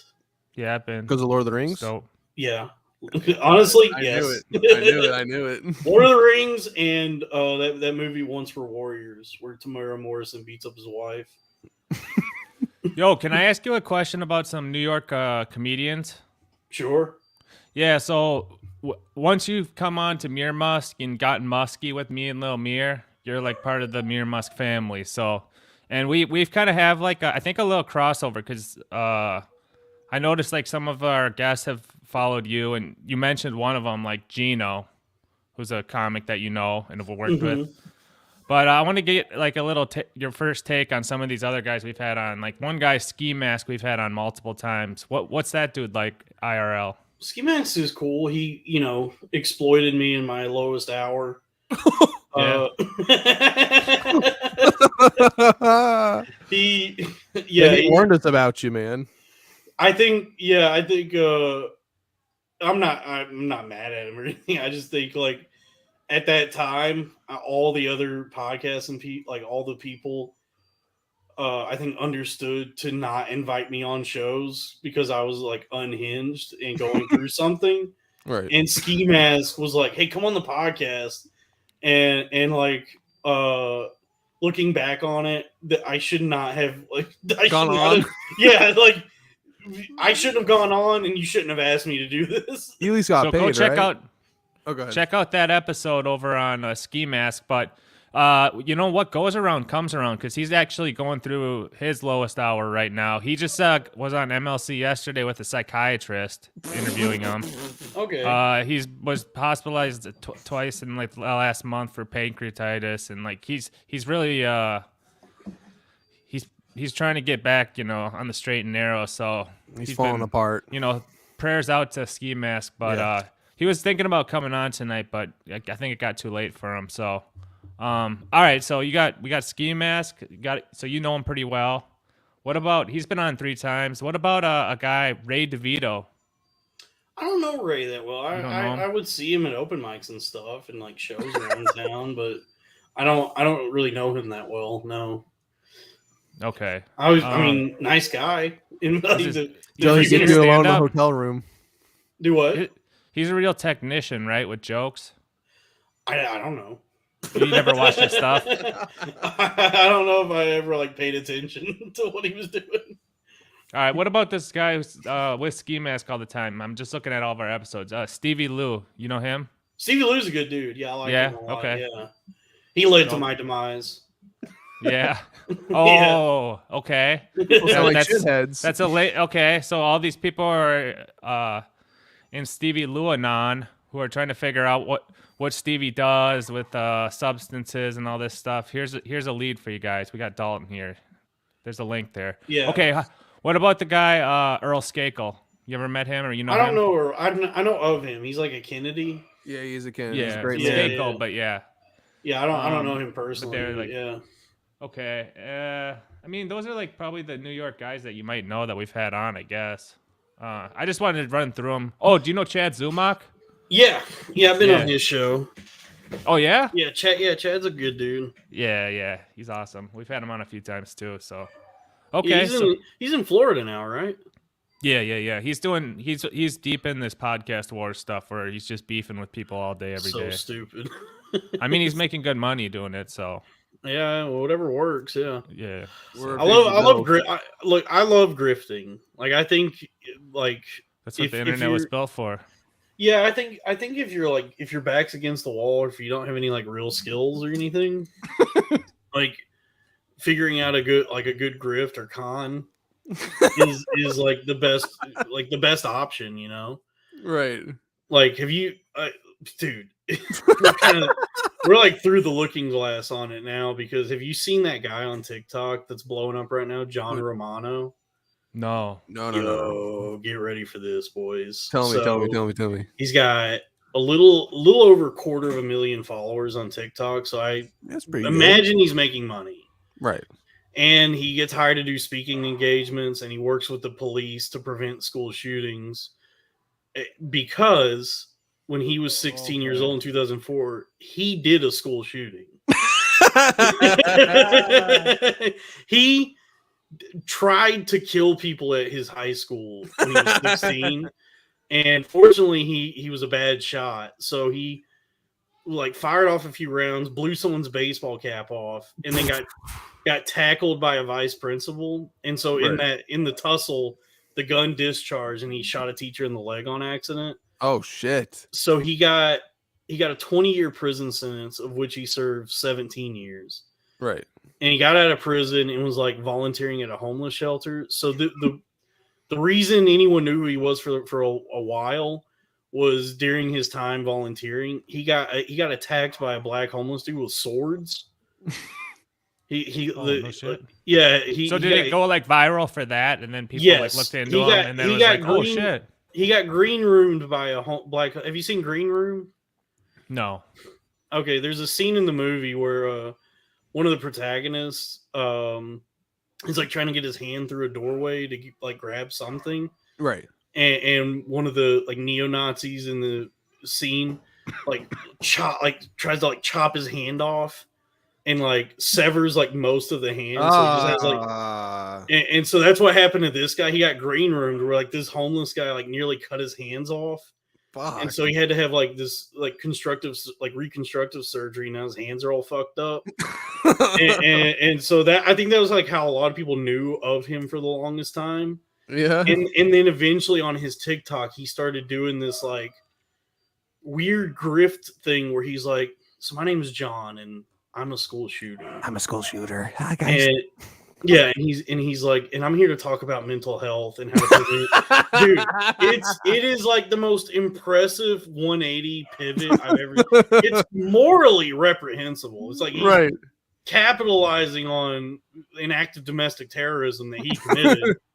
Do you remember this guy from back in the day? Because this just all sounds like a psyop to me. I looked him up, I see it, but I don't even remember this guy in the news back then. I don't know. I'm gonna rock a pitch real quick, boys. It probably wasn't like a big news story because nobody got killed. Like I don't know. Or maybe they just made it up like in the last year and like back. No, it definitely happened. It definitely like I don't know, bro. Until I see it, there's footage of everything. It's just like things get lost to the sands of time, and then like I think he spent all those years in prison, and then has been able to reinvent himself and construct his own like redemption narrative online to where he now has like this huge following on TikTok, and I guess is making money. I don't know, dude. It's an impressive grift because like he doesn't come across particularly genuine to me. Like he doesn't, I feel like if you were actually remorseful for having done that, you wouldn't try to become like a media figure. You know what I mean? Like probably beats what he was doing before. Yeah, but you know what? Like I feel like if you're gonna, I feel like there is like a chance for rehabilitation and maybe some sort of redemption for anybody, maybe. But it's not like you commit an act of evil for anybody. I don't know, but I don't know if somebody who does something that evil deserves to become like a celebrity. Right. Okay. They might, they could probably work as a barista, maybe. I mean, look at. Go ahead. No, but I'm saying like the redemption for people like that would be like, just go live a normal life and don't try to like capitalize on this. Like with whatever this like weird narrative is, like your redemption should just be like you didn't have to serve life in prison, so now you have a second chance at like living on the outside and maybe doing volunteer work and working a regular job. You don't deserve to like become a celebrity or like a TikTok influencer. That's not. I don't understand like why anyone would think that's part of the redemption arc, because that's what the algo is going to reward. Like for sure. From now till 2020, 2030, it's going to be all that type of crap. Like that stuff's like psyops of that type. It's all going to be like that type of shit, bro. That's going to be like promoted, especially if you're like already clicking into that or you're into this true crime crap or any of this people stuff. Love, it's like, people love degenerates. Shit. People love like. I mean, look at us three. Yeah, like you see it all the time. Like there's all these different big podcasts where they'll invite like a guy who was in prison. And wasn't Joey Diaz a degenerate? Right, he paid people, forced people to suck his dick for coke and shit. Yeah, he committed felonies and did like all this heinous shit. And now he's like, celebrated. He's like a big redemption story. So like, people do love shit like that. The dark horse, the underdog. You're like, let's root for that guy. I get that. Danny Trejo was a bank robber. Yeah, Danny Trejo's now a fucking OG type shit, man. I mean, look at fucking what's that guy from Here's something interesting. Bam Majera, you see what's been going on with him, how they're demonizing him in the media. I think they're blowing that shit out of proportion. I think they're trying to paint him in a bad light, honestly. He doesn't seem that unhinged to me, in my own opinion. Yeah, I don't know. I don't know what's going on with him. I mean, it's like, his best friend died, and right. Like my take on that has always been like, considering what Jackass was and what they did, he's kind of the only one whose life makes any sense out of all those guys. Like, it's crazy that there aren't more of those guys that are completely unhinged from having done all that shit. Yeah. In that lifestyle they were living. Yeah, the fact that like Steve-O is sober and has nice teeth and now and is healthy, he's like, no, your life made more sense when you were addicted to whippets. Right. This doesn't make sense. Like, what you're doing now doesn't add up. So I do want to get controversial here with you for a second, because like I've always said during this podcast, you seem like a stable, grounded man. What is your take on the Alex Jones podcast? Because we were talking earlier about all these guys who we might not believe they believe in their what they're actually talking about. What do you think about Alex Jones? Do you kind of time in there with Jordan B. Peterson and Steven Crowder? No, I think Alex Jones is genuine, and it fucks him, because I think like I think he truly believes in what he's doing and what he's saying. There's definitely some snake oil in there, like when he cuts to his supplement ads. Oh, don't take that shit. I don't trust that shit for a second. But I think his fatal flaw is the fact that he truly believes in what he's doing and what he's saying, and like trying to uncover the truth. And he's been right about a bunch of stuff, but if you go fishing with dynamite like he does, you're bound to catch something. But I mean, his family had deep ties with what I think it was the CIA, NASA. FBI. Yeah, NASA wasn't his father So cyborgs and shit. That's I like what he does. I've always enjoyed his program. I think he's a brilliant entertainer, a great mind. At least his mind used to be so sharp with how much he could recall just off the bat. But the one thing that always bothered me was like his NASA stuff, that he was always a shill for NASA. He wears NASA shirts, and like he will like never touch on any NASA. That's what bothers you, not the Sandy Hook thing? No, I mean, nothing really bothers me, but that's the one place where I kind of feel like it he might be like an op, not genuine, or he's not being genuine when he starts talking about that. Yeah, because I've seen him get pressed, and it's like, no, I can't talk about that. Like, he doesn't want to touch it at all. There must be something. But otherwise, I mean, I don't know. I haven't listened to him in a long time because he got kicked off everything. But I always thought his stuff was pretty entertaining. Yeah, I think he's definitely very entertaining. I think a lot of what he does is for entertainment. And I think he does like believe a lot of the things he's doing and saying. And I think that's where it like kind of fucked him, was like he got way too into the Sandy Hook conspiracy. No, that was true, yeah. And I think like any normal, rational person, even like conspiracy minded people, would have at some point realized that they're like fucking up the lives of like. Well, that's interesting. You say that's it. I'm so sorry to interrupt you, sir, but that's interesting you say that, because you said you were somewhat of a fan of Sam Tripoli, right? No, I never said that. No, I don't like Armenians. All right, well, let's get Armenian out of it. I think the Turks should have like done their fucking job, and right, the Turkish Empire should just eradicated all of those fucking bastards. And then, no, I got you. No, but I mean, look at Sam Tripoli kind of ruining the lives of that those cops and whatnot in Maui. Remember how what's that fucking dude's name? The guy from Steven Crowder we just talked about, Callahan, was talking with him, and they had that huge blowout on their show with Sam Tripoli because he was telling him, hey, you're ruining these people's lives, these cops' lives, and people are giving them death threats because you said that they were forcing people to stay. They were trying to kill people and shit. It's just like, and Sam Tripoli was somewhat encouraging that behavior, isn't it? I mean, that's somewhat disturbing, though, when you start going to those kind of bounds. Yeah, here's the thing about conspiracy theories. They're fun. But if you get too caught up in them, that's a problem. Like when you start really buying into all these different like conspiracy He's theories. And No, stuff. no. Here's what the problem is. It's when you're like looking for novelty, and then you get into that like where it's like if it's cool to like look into certain ones that are maybe in certain spheres of things, but it's like when you like want to be like the guy at the party being like, oh yeah, did you hear about this one? Like you want to be you want to know about the next newest craziest thing. Yeah. Then that becomes like a cycle where you start reaching for stuff that's way out there, you know. Yeah. But I always like to question and look at everything. But I can see what you mean. Where like if you start down that and then you want to be like, oh yeah, well, do you know about Hollow Earth? Well, do you know about Invisible Earth? Do you know about like if there's always like a next level, you know? Yeah, like that's where it gets like dangerous when you start like buying in all this like just dumb crazy shit that's like those kinds of conspiracies, by the way, like Hollow Earth or Flat Earth or like Hollow Moon. Jesus. The thing Two with it, times like, today. yeah, the thing with any conspiracy, and I think this is what Donald Sutherland's character says in JFK is like, well, you know, who benefits, right? Right. And with like Hollow Earth or Flat Earth or any of this stuff, it's like, well, okay, well then who benefits? Like what? Right. Well, the multi-billion-dollar annual budget for NASA is like what a lot of them point to for flat.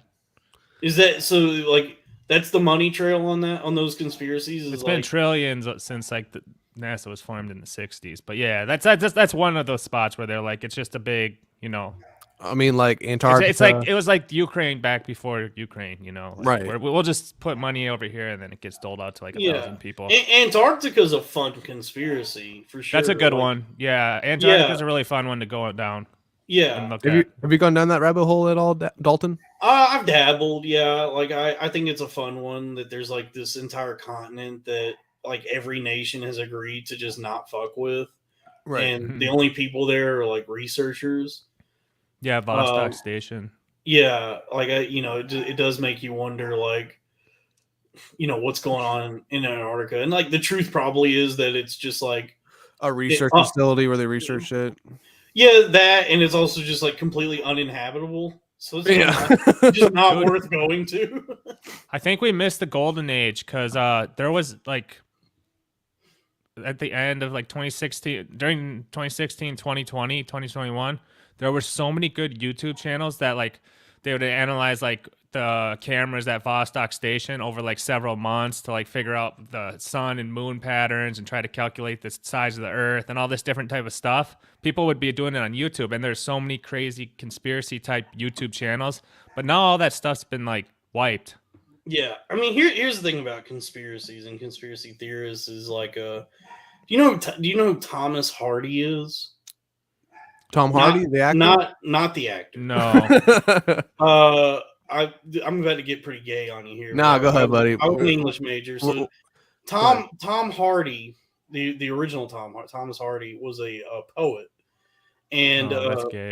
he has one of it is pretty gay, but he has this one of his like more famous poems is this poem called "Hap," as in happenstance, and it's this poem all about like a guy who's like in despair and miserable in his life, who is like lamenting the fact that he wishes that he could blame the like how awful his life is on something, right? That, like if only there was like some outside force or entity that was causing this rather than just like happenstance, right?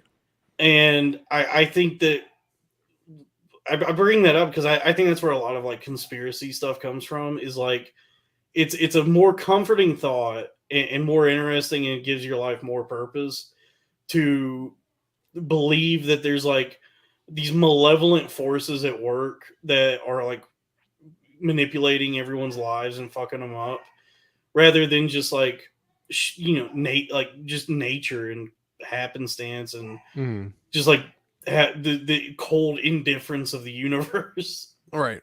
And that's not to say that there aren't like elite powers at play that there definitely like are manipulating things, but I think more often than not, like a lot of what happens in life is just like circumstance. Like for most, yeah, but you even said in your industry, like it's all people trying to like sell something or manipulate and get a leg up and all that stuff. So it's natural too to do that. Like people are very competitive. Yeah, but And that's different than like I'm talking about like the people who believe in like all the like shadow government stuff and get like deep into these like conspiracies about like dark money and fall down Well, the these problem rabbit with holes. those is like what once you can go down and you can find compelling stuff, but Right. once you're aware of it, then what can you do about it? It's like There's Yeah, nothing you can do. because it's like if you like if you're miserable in life or if you are having trouble coming to terms with the way the world is, it's definitely more comforting and more interesting to believe that these things are happening because of some sort of puppet master or some sort of like malevolent entities than the fact that like it's just the sheer indifference of the universe. Like it's Right. so much of life is just circumstance and just weird shit happens for no reason. I mean, people have been controlled for thousands of years, though, via through all types of governments and powers. So, I mean, people want to be controlled, though. At the end of the day, we need that. That's how society works. You have a functional Yeah. society through control. Yeah, I mean, yeah, there is like an element of that for sure, but I think like most people's lives are just at the whims of fucking nothing. Like just things happen for no reason. And you also got to think people don't matter at the end of the day, though. You can kill 1,000 people somewhere, and no one gives a fuck. They're ants. It doesn't Yeah. really matter. Our lives are expendable at the end of the day. Compared to other things. But I do kind of want to dive in on something else, though. Since you're talking about that, what is your take on because you're an English major, correct? Yeah. Okay. Have you ever kind of like looked into like past histories, like empire? Because you kind of brought up the Turkish Empire. I guess you're somewhat, what you're talking about when you're talking about it. No. So No. there he goes. I have no idea. My knowledge of the Armenian genocide is System of a Down. Oh shit. Okay. Yeah, It's just listening they're Armenians. Yeah, I get it. Yeah. listening to System of a Down. I mean, it's happening today. I had an Armenian freaking coworker when I used to work at a bank, and she was talking about what was going on over there with her family and shit, and they're just killing them left and right, like insane numbers. But what is your take on the fall of an empire right now, as of USA? Because right now we're in the downfall, I would say, of an empire, right? Like a civilization, because USA is considered an empire, a civilization, a major one. It's right now in its downfall, like Rome. Oh, so do you agree with that, or you think? Yeah, I don't know. I people draw those like correlations between like the American Empire and all these empires that have existed in the past, but like b- based on like my limited knowledge of all of this, the big difference between now and then is technology. That's the So only thing. It's just technology. It goes faster. That's why you're seeing yeah, it. so it's like I in the past I don't there wasn't this like infrastructure that connected everything It took longer. in the way that things are now. Mhm. So I think what maybe led to the downfalls of these empires in the past was like I don't know, like I probably just like the technological limitations and like dissemination of information and like I I think guess like your now societal. I guess your also your societal. Your cemented societal grounds and whatnot. As you start to blend it in more and more and more, because you kind of see that going on, you kind of lose yourself of who you are as an empire, as a civilization, and you start to mold it more with other different things, and it kind of just starts to unravel at the seams, and over time it just falls apart. You know, I mean, yeah, look, and go ahead. I think now that everyone's lives are so connected with just the way the internet is, like there's so much technology surrounding us. I don't know how like an empire could fall at this point. I Like, think it's 'cause, going faster in time, man. Because I just, what do you mean? What? How can you not see that happening? um, I, I think because I don't know. Like, I just feel like I think with the way that these different like governments and organizations and corporations, all of it can like now effectively manipulate the masses through technology. Um, I don't see how the like the way the infrastructure is, I don't see how like the empire could crumble at that Well, point. just a result of something else. It'll defer into something else. Look, at Rome when it split up into the Byzantine empires, right? The West and the East. I mean, Sure. they eventually dissolve into something else. I mean, that's with anything. Look at the Swedish Empire, the Turkish Empire, the British Empire. It will dissolve and become something else. At the end of the day, it's happening in faster time because technology is so much faster. Everything's happening so much quicker. So you're seeing it in real time. And I think the borders are kind of dissolving. Is to, like, I got to post this real quick. Yeah. I think the borders are kind of dissolving as to what empire means. Like, I think the idea of the American empire is something that dumbasses like us believe in, and then I think the people that control everything at the top of like this country and every other country, they're all just working together. So like it's more of like there's just like this, as Alex Jones would say, the globalist empire. The elites are taking it. And you're the chattel class that we use. Right. Yeah, like I don't know if there is like this idea of the American empire. That might not even exist at this point. Probably not anymore, but yeah. Yeah, because I think now all the globally the like the elites' interests are all like interconnected, and so now it's just like the mega rich versus everyone else. So, what are some of your favorite conspiracy theories? Give me your top 3, man. That's Sorry, a vast Dalton, you're an idiot. That's a vast oversimplification. This guy's actually smart. He's a big fan of ours. So. Yeah. Sorry. Yeah, I'm not smart enough to like. I don't know what I'm talking about. I didn't say I was an expert on all this. It's good to hear the common man talk about what he believes. We like to hear Mm-hmm. what the plebeian class thinks. Of, yes, our us plans. elites, us two right here, the elites like to hear what the constituents want to talk about. Yeah, Yes. I can't wrap my head around somebody who has like tens of thousands of dollars, let alone billions of dollars. You know what I mean? So, what do you mean? you know, like I'm just saying, like I've always been like fucked up and broke my whole life. So it's like to Why me, don't you change your mindset? Why don't you say trying you're gonna be to. rich I'm trying to, but and then become rich?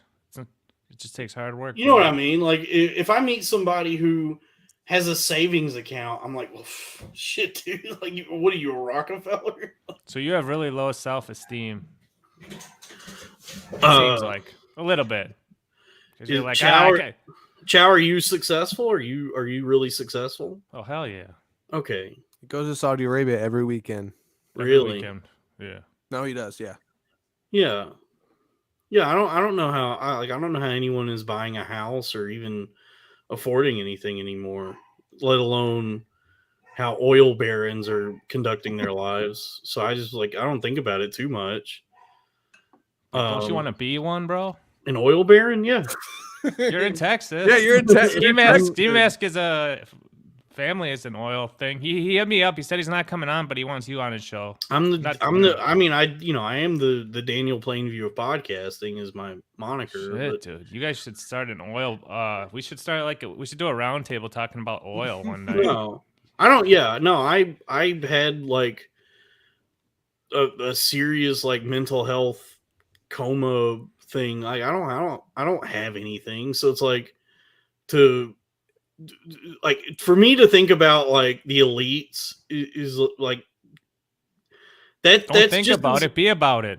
That's just as foreign to me. They're all crazy. Like somebody owning a home is as foreign to me as like somebody, owning an entire skyscraper in Dubai. Like that. Right. Those are basically the same things to me at this point. But I mean, what was it? What are my favorite conspiracies? Is that so you said $10,000 is you can't fathom that, and then what was the other ones? Antarctica is a good one. Okay. The perennial favorite, JFK, and that's one that I like actually believe in. Like, there's documentation on it. Yeah, something happened there. That was like a black op. What else? What's your Um, yeah, go ahead. Keep going. Sorry.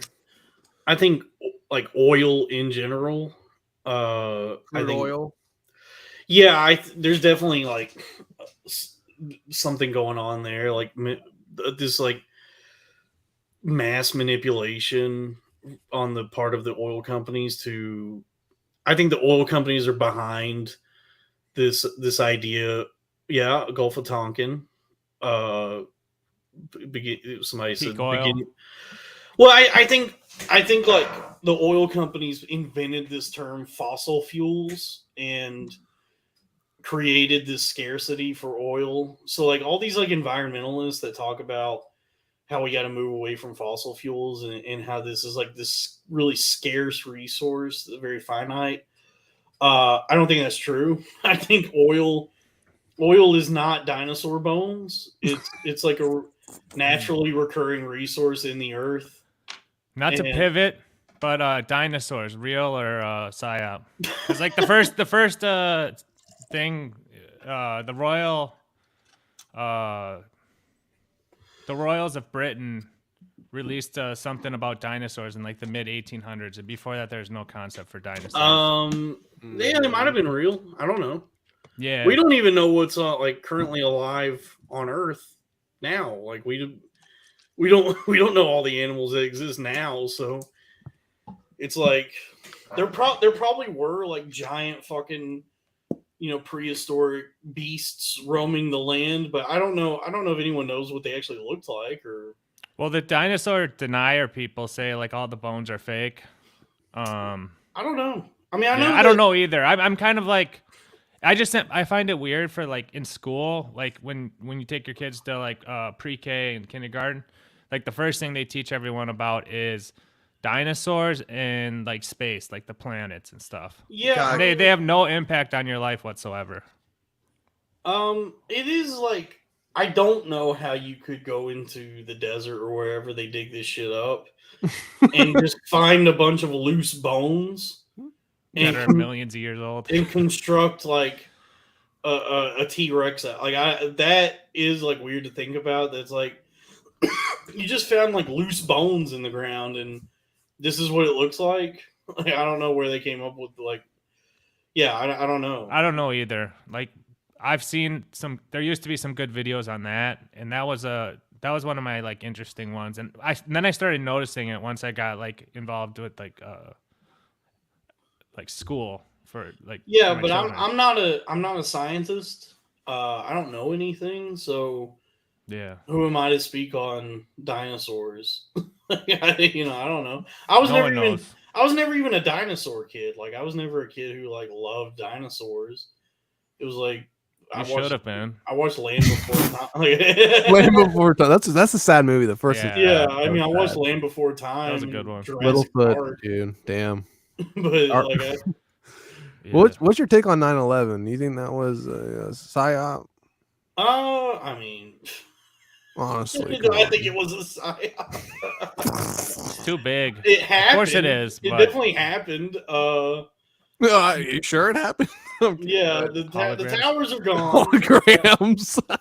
Yeah, the towers are gone. I think, I mean, with 9/11, it's like, I loved how that ID fell from the plane that showcased the they call one of the guys on board that would hijack one of the planes that survived the what tower and Yeah, whatnot. that was I cool. mean, Yeah, whatever that was actually cool shit. happened, I don't know, like whatever conspiracy might have been at play that led to it actually happening.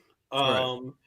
I think just like what you can see the effects of it, like what did happen afterwards, is enough for anyone to get angry. Like the fact that there's like this hijacking and this like act of terrorism that happens that's like perpetrated by you know Saudi Arabian royalty or whatever, and then that's used as like this justification for invading these countries that had nothing to do with it. I think JFK and 9/11, they're like the two biggest piles of content in this whole sphere. And there's so many different sub parts that like you're talking about Saudi Arabia. There's literally 20 different theories, just like there's like 20 different theories with JFK. And then once you get into the individual parts, there's different things that you can piece together. So like I don't even like touching on those two because it's like it's too vague. It's like, well, what do you think happened? It's like, well, you want to get into this building, this Right. plane, this document, this video, this news report. There's so Yeah. much that it's like. And there's so many documentaries that it's like it's played out, you know. I like And it more always- like niche. It always goes back to like some Jewish shit, like Yeah. you know, Well, like sometimes, that you guy, know, that guy Larry Silverstein. Silverstein had the building. He insured. he was in this like bidding war with the Port Authority to buy up the WTC complex, and he bought it like months before 9/11 happened. Like he signed the lease, I think in like June or July of that year, and then There's so much. yeah, like that in. And then it's like, how can one guy own the entire fucking complex? Like that's also weird. Probably financed it. Maybe I don't know. Yeah. I don't know. But yeah, no, I mean that's the thing. It's like yeah, and that's just like one of like 100 things that like it's like, wait, what about this? And then there's people who just go down one path and it's like this part and it diverges over here. So I don't even like touching on. I like the more like practical or like the Right. I've been getting into the housing crisis. You should talk to Chris Abels about that, man. Yeah, I watched. Well, what do you think about it? Well, I watched. What do you mean? I've talked about this. I watched The Big Short. Recently, I'd never seen it. Great Hollywood film. And great film. You see a lot of what would go on to make Succession a hit show in that movie. Mm-hmm. And I watched it, and you know, after the 2 hours of watching the movie, my takeaway was I still don't know what happened, and nothing anyone said in this movie made any sense. and so I've been like looking into it more, and I don't even know if it's like necessarily a conspiracy or anything. I'm just like convinced that the entire world of finance is completely made up and right. Intentionally made to be like this incomprehensible monolith, so that like the people at those levels can have like this stranglehold on it. Mm-hmm. Because like they use all these like really confusing words, terminologies and whatnot. Yeah, and what they do. Like the actual like work they do, it seems to like not really make any sense either. Like they go into these office buildings and just have like nonsense conversations with each other and over the phone, and make deals and buy and trade and sell things that don't exist, that have like these like very like decimating effects on the global economy. And I'm like, I don't even I'm like, I don't even understand what's being traded here. Like I don't understand what's happening in these deals. Maybe, Dr. Judd, do you have any take on that by any chance? You were gone. Sorry, I went to the bathroom, but are you speaking of derivatives? Derivatives trading? Well, I've been getting into like what happened with the housing crisis, like the 08 like housing market crash, like what actually like went down with there, because I know it has its roots in deregulation. Like no, so what happened was there's like a big boom from like 2004 5 to like 2006 7, and everyone and these reality shows were getting on, fix and flips. And all the banks were lending at low rates, and you could just do stated income. So like you could just go in and say like, yeah, I'm making $20K a month. And a loan officer would just be like, okay, well, I can get you $1 million house. So everyone was doing that, and people were buying houses up. And then once it just bubbled, once the prices, people quit paying, a bunch came back on the market, a bunch were foreclosed on, and then it reset. It took like 5 years to reset the market. Right. I understand that. What I don't understand is, I guess, like the overall world of finance. Like because I watched The Big Short, and then I watched that documentary. I think it's called Inside Job. Yeah. And they have like all these like confusing terms like CDO and tranche and credit default swap and like Yep. all this stuff. And like that's where I get lost. Like I don't understand how like some guy who works at like an investment firm can go into a bank and say to the bank, "Hey, I think the entire global economy is going to collapse. So I want to buy 100 million of whatever a credit default swap is, so that in the event that the economy collapses, I make billions of dollars." And then the bank says, "Okay, we'll sell this to you." And I'm like, But the bank's not writing this paper for them. So like a lot of this, like with these like the trading and all that type of stuff, you need to find a counterparty. Maybe a lot of times these hedge funds and these traders who are doing these type of like derivatives trading things, a lot of times they're just trading against each other. So you need to find the counterparty who they're kind of betting or gambling. Sometimes they can manipulate certain things and take shorts in certain things and do a short squeeze or push the price and do different things.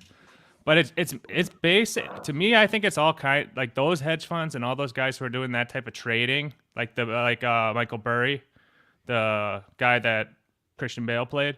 yeah, They run hedge funds, and it's basically mostly like a game, gambling game. It's a casino. Yeah, Casino. Yeah, so I understand zero like sum that. to some extent, I understand that aspect of it. It's just like in terms of, I guess if you're thinking conspiratorially, it is like these people are like manipulating the market in such a weird way, and it definitely seems like there's like something fishy going on at that level of Wall Street. Like, Well, that's the thing. Like the credit default swap's like a derivative product. So back in the day, like they had created the commodities market in the Chicago Mercantile Exchange. So they would trade like you could buy like your supply of corn for the next year and buy corn futures, and it'd be like based on a bundle of corn or whatever, or like like you could buy trading cows. places. So you would trade commodities, but they'd be backed by real things. Well, they created derivatives of everything. So the commodity that you would trade would be basically a derivative of the thing. But now they've created derivatives of like financial instruments, derivatives of anything they can think of. They've got all these different, it's like a representation of something, And that whole trading thing's crazy. And that's where all this like Big Short, where the guy made a ton off like buying these these puts, or well, I don't even know what he did, but he basically bet on it going down and collected all the people who got margin called. Have you seen what Michael Burry is up to now? Like, this is where I get scared. Like, he's With all in on. Oh, I don't know about that. I was reading that he's all in on water now. Like, he's becoming like a big investor in like water itself. And it's like, so I don't even know, what does that mean? Like, are they going to try and like control the water supply at some point? I mean, why not? Yeah, he's big into private prison stocks too. really. He has a big position in his. He doesn't seem like a very good guy. He doesn't. He doesn't seem like he's a good dude. Yeah, I mean, well, he was money, man. he was trying to do round 2 of his like call his shot, and he went hard at going very short and saying sell everything. But he did it too early. He did it like right at the beginning of the pandemic, and then 2021 market like blow off top on everything. And he was like screaming the sky's falling when everything was going to the moon. So he like deleted his Twitter, and people were clowning him, and so he got all like butthurt about it. Now I think he's back, like going short again, or saying pull out of the market. I don't know. I'm not like super into that guy, but I've seen his stuff. I used to follow him. Yeah. Water. It's crazy though. Water's an interesting thing to get into as an investment, like an investment guy. You should have got into pharmaceuticals, man, back in 2020 when that shit started popping off. I had a buddy who got into that shit right when it started happening. He made a fortune off of Pfizer, man. Yeah, pharmaceuticals is a good one. Big pharma. I That's just a lot of watched money. that painkiller show on Netflix, the OxyContin show about how the Richard Sackler concocted a new way to market heroin to rural America and destroy the country. That's good. I mean, so I could do conspiracy theories all day with you, sir, but I gotta This is do. true. This is true. He's talking about the water, and Oh, then he's water, talking about resin- California's water rights. I mean, they Oh, made a dude. movie about it. That's considered a great called Chinatown. Yeah, look at Arizona. And yeah, water is going to be something. And the Ogallala Aquifer that runs through the middle of the United States supposedly is down water. So I think it is going to become more scarce, and you just have to figure out how that's going to work. But they did a good job. Whoever controls whoever Big Water is did a very good job of scaring everyone. Like, people are scared of water now. Like, so everybody's house you go into now, right back. everybody's house you go into now, they either have like tons of bottled water or they have like Brita filters everywhere.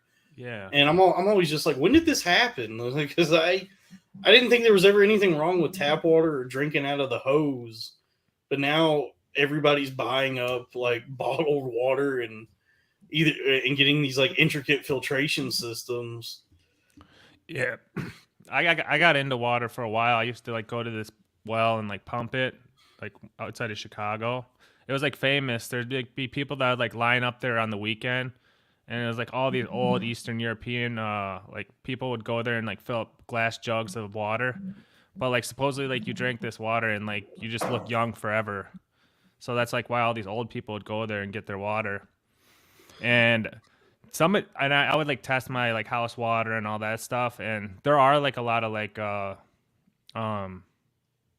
chemicals in the water, the tap water. So I don't know if it's gonna negatively impact you, but the best water is like the spring water, in my opinion. Yeah, spring water, like any sort of water with like a decent mineral count. Yeah. Chow only drinks Fiji's a good water. It's all right. That's just what my lady gets. So Fiji's got the silica and all the other minerals. So yeah. I did want to dive away from conspiracy theories because we could go all day with that. What was your take on Dave Smith? Because people were talking about that in the chat. Your take on Dave Smith? I mean, future president. Future president. Yeah. I mean, like, what happened there, man? What was going? Like, why do you have disdain for him? I don't know. I was in I was just in the early stages of Mania. Okay. And I knew that there was like this beef at the time between him and Kevin Brennan. Oh, and so okay. I did something wildly disrespectful and crashed the show and insulted him on his own show. And don't people need that though, to have that realistic, like, hey, no, I shouldn't have done that. He goes, no. Like what I did was like, I guess some people appreciate that sort of a bombastic stunt like that, but that was extremely disrespectful and like uncalled for. There was no reason to do that. Right. Have you made amends with him? Do what? Have you made amends with him at all? Or no? I don't think he thinks about me. I mean, he might have been upset in the moment that just like some guy just like hopped on stage that had like, I'd been on the show, but like he didn't know me really, and we had no rapport with each other. I just I guarantee he's a guy who like would see you and be like, I'm gonna stay away from that guy. Even if he's on the show, I'm not gonna make an effort to be like, yo, what's up, dude? Because he's kind of like standoffish like that. It seems like, especially with like knuckleheads. Yeah, I don't really understand Dave. Like, I don't know what he's doing. Like, I don't understand politics. I don't, especially like libertarianism always seemed really goofy to me. Like, I don't even like within that political party or whatever libertarianism is, there doesn't seem to be any real unification between libertarians. Right. They all seem to hate each other and could disagree on all the talking points. Yeah, I just don't understand like what he's doing. I Would don't you vote for him? Would I vote for him? No, Yeah. no, I wouldn't. So No. I'm gonna ask you Who are something. you gonna vote for? Yeah, who are you gonna vote for? Let's ask that first, and I got another question for you. I don't know if I'm ever voting again, but like, What's the point? I mean, they already I control everything. look. If I'm being If honest, you could pick anyone in the world to be president, who would you pick? Donnie, it's Trump, baby. The son or the king? Don, the king, King Donnie, Don, yeah. Donnie the J. Don, the Don, man. Yeah, Donnie. Don. Like, dude, Oh, I mean, Kanye. It's Yeah, yay. I gotta all right? put that up Define, you right dumb now. bitch. yeah, I would vote Kanye too if he had a realistic shot. I mean, Trump is just like so. He's just so funny. Like I can't get past the fact that like he is the funniest person on the planet. That would be And- game and- over. Yeah, it's not even like this thing where he's funny for a politician or he's funny for a guy like a real estate mogul. He's like legitimately one of the funniest people alive. Right. And I He's just good on his feet. yeah, I just can't get over that. Like New Yorker. he's so fucking funny. Like, did you see that rally he had in California where he was like, "Hey, No, sir. he said one of the funniest things I've ever heard where he was like, yeah, they came to me and said we have this environmentally friendly fighter jet. He's like, who cares if it's environmentally? You're bombing people with it. Right. Who gives a fuck if You're it's killing environmentally everybody. friendly? Who cares if it's environmentally friendly? So Dalton, I do want to get a little personal with you here, and I don't know if you've been asked this before, so I want to dive into you as deep as I can. So, what was the first time you lost your virginity? Can you come The back first to time I lost, I think you only lose it once. yes, of course. My bad on that extrude of a question.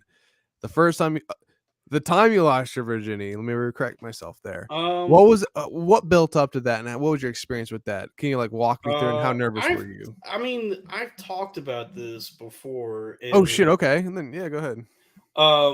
It is like moving forward in my life. I kind of would like to be more private about my Oh, okay. I'm sorry. liaisons in that way, but I mean Be as respectful as possible.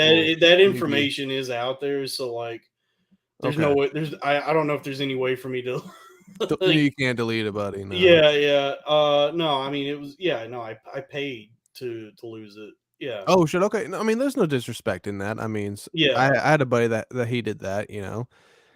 He paid for it, and it's just like, all right, well, there you go. I mean, Yeah, you lose it, you lose it. I paid to lose, so it's like, yeah. I mean, if you want to talk about like the first time I lost it, it was that, and then I would say like the time I really lost it, like you where really lost it, I yeah. actually had like a Intimate. good experience with a woman was I had like a couple weeks with a lady whose visa was expiring. She's trying to get that green card off you, buddy. Yeah, no, she just she was from Ireland, and Oh, yeah, there you go. and she her visa was up, so she had to like go back to Ireland Oh, shit. after a couple weeks.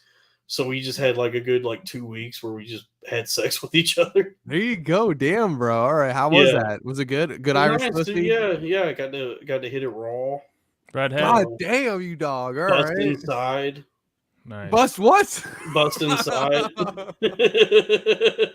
Got to. Was the pubic hair orange? No, she was Black Irish.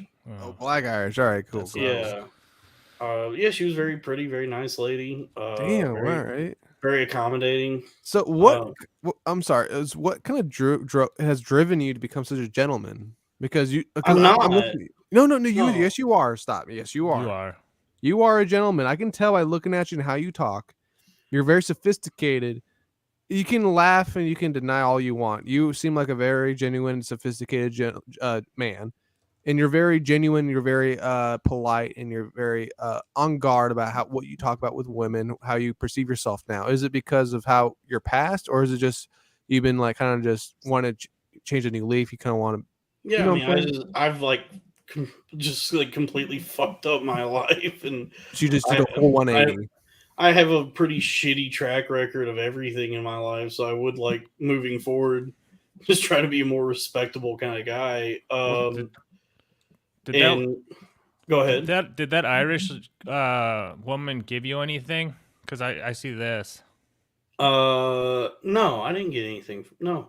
Okay. Good. No. Sorry. She gave me a good time. He gave him some lucky coins. You know, she gave me a good ass time. Like, Right, a bag of gold, end of the rainbow type shit. I mean, where you're going with what you're saying, I think you need to just focus. Like, just the past is the past, bro. You got you got a lot of life ahead of you, so just make the best of it. I have a lot that I have to like recover from, like financially and health wise and all that. So Financial. One day at a time, bro. you're right. Look, money is a mindset. Okay, Yes. it's like if you got to change your mindset. And, It's also who you surround. Oh, go ahead. Sorry. No, I'm just saying, and that's why you got to get good at podcasting. It's also who you surround yourself with. Also, though. Yeah. That's a huge thing. I mean, you surround yourself with losers, you're gonna possibly be a loser at the end of the day. You know. Yeah, that's definitely something you see in comedy a lot. A lot of comedians seem like pretty hell bent on not making any fucking money. Yeah, like it's really weird. There's like two sides to it, where there's like the comics who are like understand the business and like really want to make money doing it, yes, and have like no problem playing that game and like getting fucking money.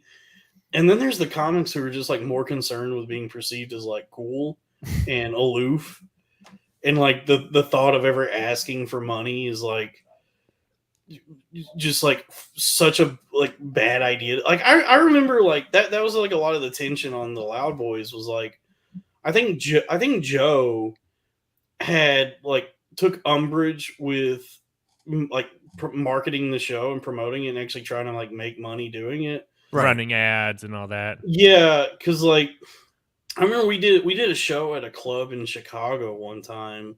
Oh, and which one? Lincoln Lodge. Okay, I know that spot. And after the show, I went up to the owner or manager or whoever, and I like asked him, I was like, okay, so yeah, like what did we make tonight? Like when are we getting paid? And Joe like freaked the fuck out. He was like, no, don't do that right now. Wait, and I'm like, yeah, and I'm like I didn't understand like why he had that reaction. I was like, well, I would like to get paid. I want to know when I'm paid. Yeah, I want to know like how much we made and when we're getting the money. I don't understand like why this is such an issue for you, especially when comedy clubs by and large have a pretty substantial history of like fucking over the.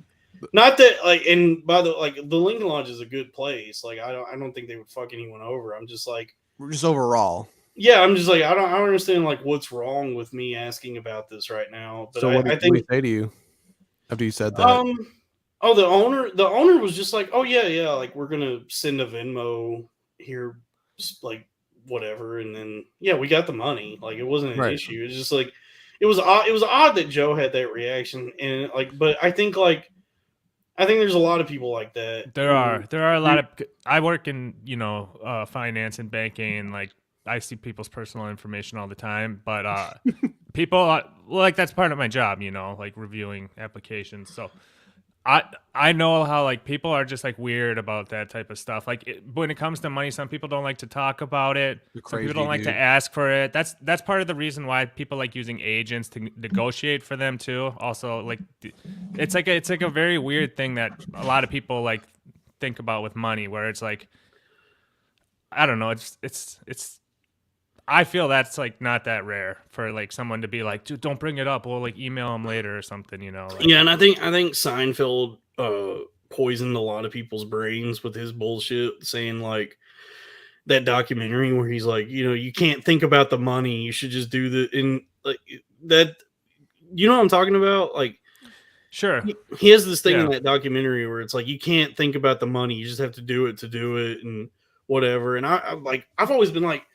That's a real easy thing for a fucking billionaire. Like, yeah, like you had the most successful sitcom of all time, and he's got an agent too who it's worries really, about the money. Who's like, okay, you're going here, and so don't worry, I got you the most money. I think like there's tons of like open micers and like up and coming comedians who probably heard that or heard some version of that somewhere and think that that's like how they're supposed Do to it for the conduct. craft, not for the bread. Yeah, exactly. And so they think like the idea of ever like actually trying to make money doing anything is like not cool or whatever. And it's like, Because you're selling out. yeah, or you just seem desperate, and it's like, buddy, you seem desperate just doing this. Like the fact that you're like going on stage and seeking the validation of a room full of strangers is already pretty fucking desperate. So I don't understand like why adding money into that is such an issue. So, You seem like you have a big grift against that shit, honestly, because you're like a stand-up comedian who's somewhat of a local legend. You know, you've had your spots, you've done your things. You can laugh all you want. You are a local legend. I would say sure. people know who you are. You're a great man. You've done some great things. You've done more than a lot of people could say they have done. You know, when it comes to entertainment, like there's tons of people who cannot say that what they've done that we've done. But it You're seems on Are You Garbage? yeah, that's a huge show. You were on Legion of Skanks. Yeah, Legion of Skanks is a big show. Louis, Joe, yeah. Jay Gomez, and all that shit. You did some great shit. You worked with Kevin Brennan, who's an SNL legend to some extent. When he had his place there. I don't mean to be I don't want to get into shit with you, but you seem kind of resentful of, I would just say, people being entertainers to some extent, because I understand they're dancing monkeys, they're idiots, they're sociopaths to some extent, but I mean, if you're to that lowest point that you want to be entertaining people, I think that should be okay, right? Do you agree with that? Like, it's okay to want to entertain people. I mean, you got to entertain Yeah, the there's group. nothing. Yeah, there's nothing wrong with people. People need entertainment. I just like, Right. But you don't like it. But you are an entertainer, though. No, it's not that I don't like entertainers or have any like issue with it. Okay. I just think like in that whole world there is like this baseline low grade psychosis that everybody's operating with. It's like this shared I mean, sort of like, look at people managing people, though. There must be insane to want to control people and tell them what to do. You gotta be somewhat fucking fucked up to want to control and tell people what the fuck to do. yeah. To control their humans. That's disgusting, right? You know what I'm saying? Like, it's everywhere. Yeah, and like, yeah, I don't know. Like, I don't harbor any sort of like resentment towards entertainers or entertainment necessarily. I just, it's definitely, it can definitely just drive you crazy. Like, it's a frustrating world to try and exist in, and like, I would like to not really be like a part of it necessarily. Like, I just kind of want to Right. exist in my own lane. Like, I don't. All these like all the comics always talk about like they want the respect of their peers and they're trying to like, Gives a fuck. yeah, like that's the thing is like I've made peace with the fact that I'll never have the respect of like a lot of people, and that's fine with me. Well, I think you can break it up into two. The individual, like the stereotypical comic, might have some ego or mental or some Right. profile, but I Right. think 80% of all the comedians that do it in these like New York and LA, it's just for the social scene. Like maybe they like to go on stage, but they like hanging out with the other people and laughing and drinking and all that and making friends with them, and that's like their social life. And I think there's like 20% of people who are like, the pros, or like, and then like that top 2% is like the Michael Jordans who like they take it so serious that no one, like, they're singularly focused on like, dude, Yeah. I'm doing this either for the art or business or for the tour, for the money, whatever they're doing, they take it for real. But I think like that there's a huge swath of like people who are just like kind of casuals, and are doing it for like the friendships. I think most people are. It's more. Yeah, it's more of like status and social. Like it's a very like it has a high school feel to it. Yeah. Yeah. Because I experienced that with the Loud Boys. Like I remember Robbie and Joe, like as the show was like starting to kind of get some traction, they were still like complaining about open mics around Brooklyn and not getting booked for these different bar shows. And I'm like, Yeah. well, who cares? Like, fuck these people. And it like, yeah,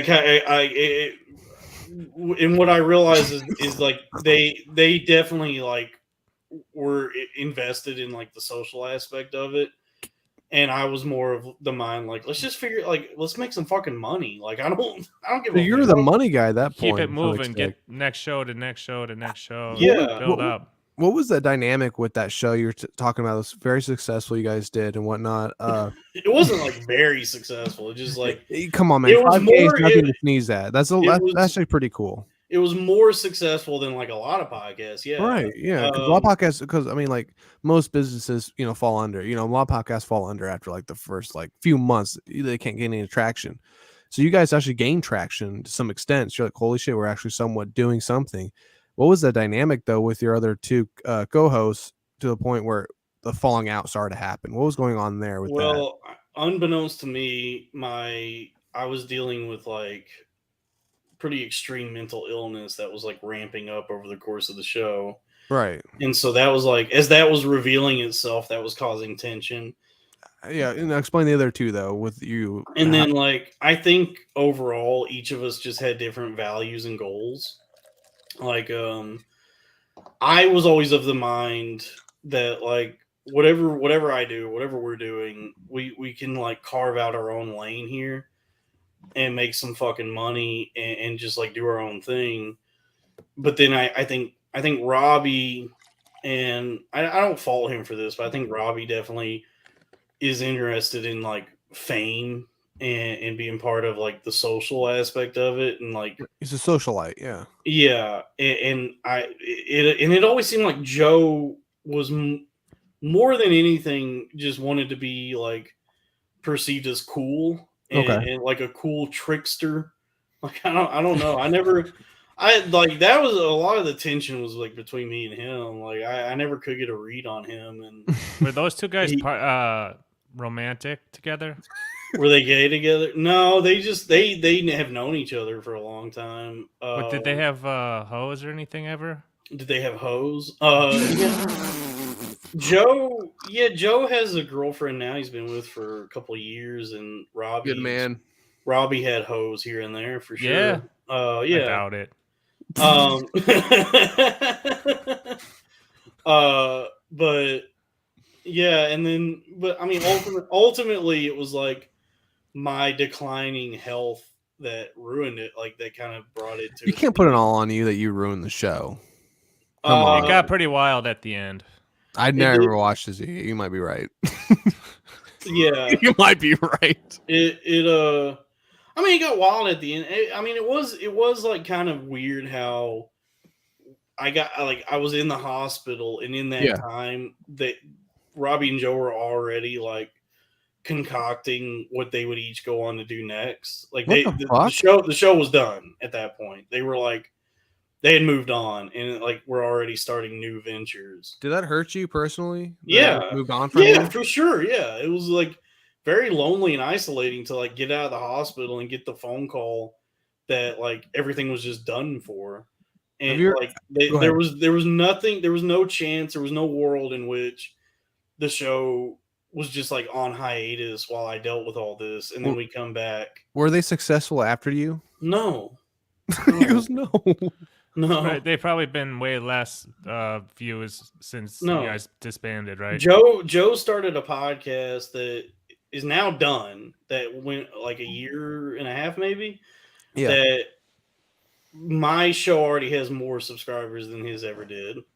Mm-hmm. And Robbie had started a show with Mike Figs, and then Figs fucked him over.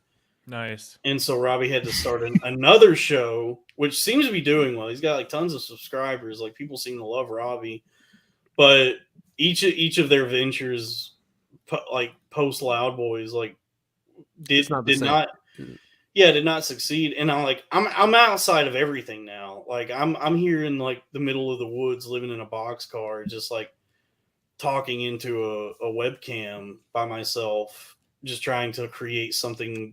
I guess like something no one's ever done before. Because I'm not like in an entertainment city now. I'm not like part of anything. You're like Owen Benjamin somewhat. You're just in the woods. Yeah. Well, I was like the unfortunate reality is that when I got out of the hospital in New York, I was in like a life or death situation. Like I like was not able to function in any way, and so I just realized like whatever it takes, I got to get out of this. Like I You're like toxic as fuck. yeah, like this is now an abusive relationship I have with the city of New York. Like I'm going to die Right. if I try to stay here and like make this work. And it's like whatever hit I take, whenever I come out the other side of this, maybe I'll figure something out. And so like I'm at that point now. We're like I'm out of the coma. Where are you currently right now? Where am I now? Yeah. Parts unknown, brother. It's just out in the middle of nowhere. Man, keep that shit unknown. There Yeah, you go. yeah. Like I Yeah, said, just chilling. I'm a fan. I'm just a phantom on the internet until I have, big Will you baller. Until the master vision comes to you. Yeah, like until I have big baller podcast money.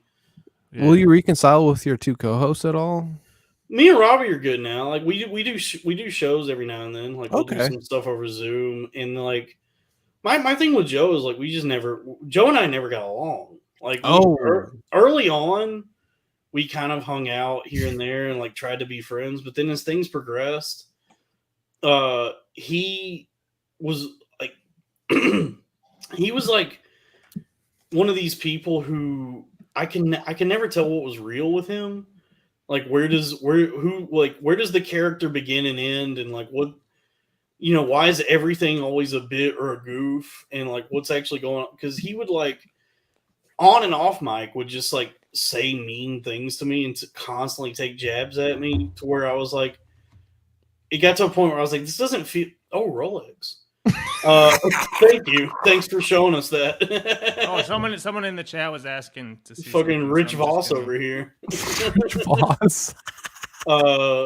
He's not sucking dick for cocaine, so he's all right. Yeah, but like my relationship with Joe was always like, oh, he's got the certificate of authenticity. Nice. Okay, so Chow is successful. He's a good Saudi Arabian brother. Yes. But yeah, my sort of interactions with Joe always were just like I would walk away from them being like, why is he constantly mean to me? Like why is he constantly like taking disturbing dirt bag. It just like it didn't feel like breaking balls with like a buddy. It always felt like it was coming from a place of malice. Right. Like, so was that just off the rip with your show with him? You guys kind of felt that animosity towards each other? No, it sort of developed in like where it like really revealed itself was I had a friend of mine had passed away. Yeah. And so like I went to the funeral and came back, and like there's an episode of this on the if the show still exists somewhere. I guess the YouTube page is still up, but yeah. We were on the show and like I was in like a weird place. Like it wasn't like I was riffing or trying to be funny. I was like speaking about this thing pretty sincerely, and Joe in the moment did this very like over the top sarcastic thing where he was like, "Oh no, what happened?" And I looked at him and I go, "Hey Joe, shut the fuck up." And it like freaked him out that I acted that way. But then from that moment forward, that was his entire attitude toward me was what?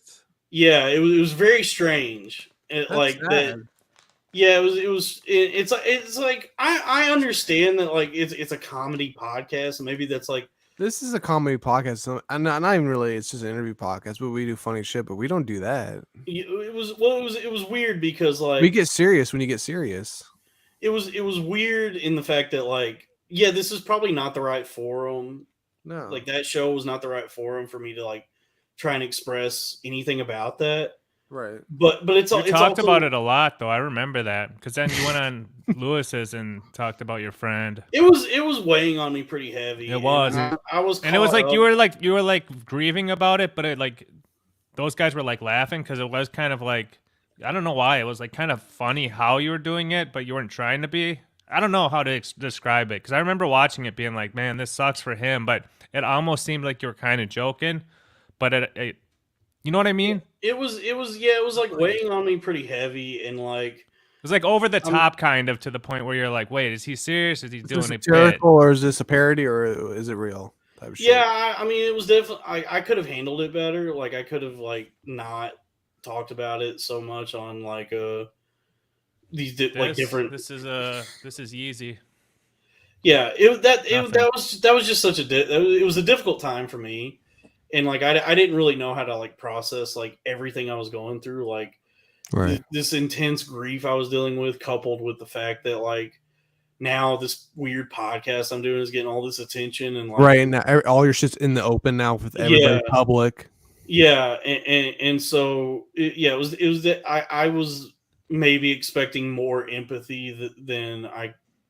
People are fucking shitty, dude. Yeah, it was like I made a mistake like making it so public, but also I didn't know what I was doing, and yeah, And they took advantage of you of that. I don't think it was even. Yeah, I mean, I just brought it up. I don't remember it being like you obviously remember it as like something that kind of tore you and Joe apart to some extent, or added to the wedge. But I remember it just being something that you were like really shook up about when you came back, and then it kind of played out on a couple shows, and then you're kind of like sad ever since that point, Yeah, and there was also just a lot of tension. I think, like I don't think Robbie and Joe would ever admit this, or I tried to talk to them about this, but I mean, there's people in the chat here who have brought it up that I think there were a lot of people who were tuning into that show because of me. Like I think like I was sort of like the driving force behind the show, based on like my appearances on other like bigger podcasts and stuff. And I think that there was a lot there was more animosity toward me than they were willing to admit, like more resentment.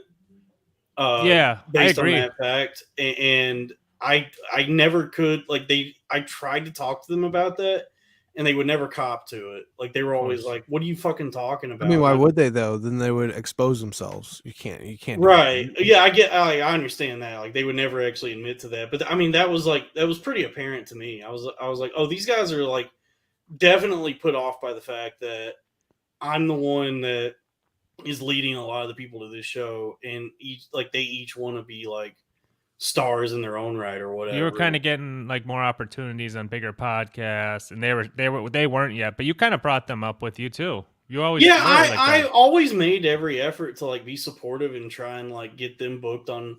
Like I wanted to make sure that it wasn't like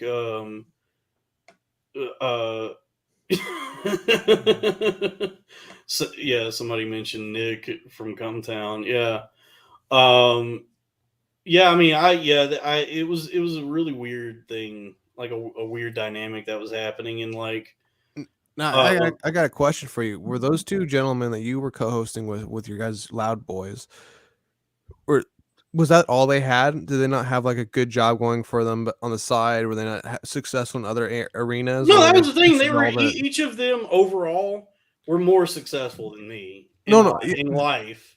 Okay, like they each. So why would they just be okay? They each had much. I think they had better jobs than I did, and were doing like much better than I was overall. It was just like in like this little comedy bubble that we existed in. I was the one that was getting like a lot of the attention and praise, and I could tell that it was like something that was like eating away at them.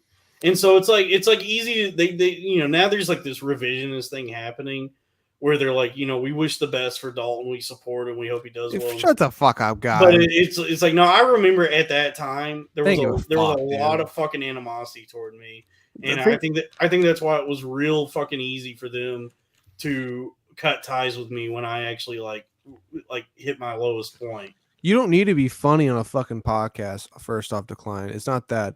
It's that you need to understand your social cues. You understand your cues and whatnot as an individual when you're doing a show, what you bring to the table and what you're going to do it. You know what I'm saying? You got to understand your part in the play. That's the biggest thing. That's what makes a successful podcast. It doesn't matter how funny you are. It's what you bring to the table and how you can react and how you can time it properly. And that's what makes a great podcast. All three of us were just open micers prior to that show. Like, I mean, Robbie had like you might not even actually be funny in real life. I don't know. I never seen you. yeah. Maybe I'm not, like, I don't know, but like the thing is, like, Robbie had some appearances on shit here and there. Like he had, I guess, like, made a name for himself in LA and then moved to New York and had done like different blowing dudes. Yeah, but different. I don't know. Like, Robbie's a funny dude, but like he's talented at like doing those voices and shit. Yeah, we were all just basically open micers at that point, and then the show started to kind of pick up, and it was like we didn't know how to handle the attention we were getting, and there was definitely apart. Do what? It just tore you guys apart. I don't know. Like my own mental illness, it was the nail in the coffin. But at that time, I do remember, like, yeah, there was definitely a lot of like resentment toward me and like the things I was doing and like the way I was trying to drive the show. And I definitely made bad decisions. I made mistakes. So go ahead. Sorry, I'm sorry. No, it's like I was like trying to figure out how to do like merch, and I went about that the wrong way. Right. And like I was definitely like fucking up, but like there's no denying that. I was fucking up. But I just want to say though, so you did Loud Boys, and you guys had a great dynamic for a little bit. And it was doing numbers, but then it kind of started to unravel because you guys didn't understand your roles personally within the show. In some like what happened to Opie and Anthony, they were on for like a decade and a half, but like after a while, you start getting some resentment. I want to do more. I want to do this. I want to do that. People just aren't accepting of their roles and what they have to do. And that can be an issue in your show because people can accept their roles. I'm kind of getting that, and then plus your mental state. Now you're mentally free of the handicapness, so you're chilling now.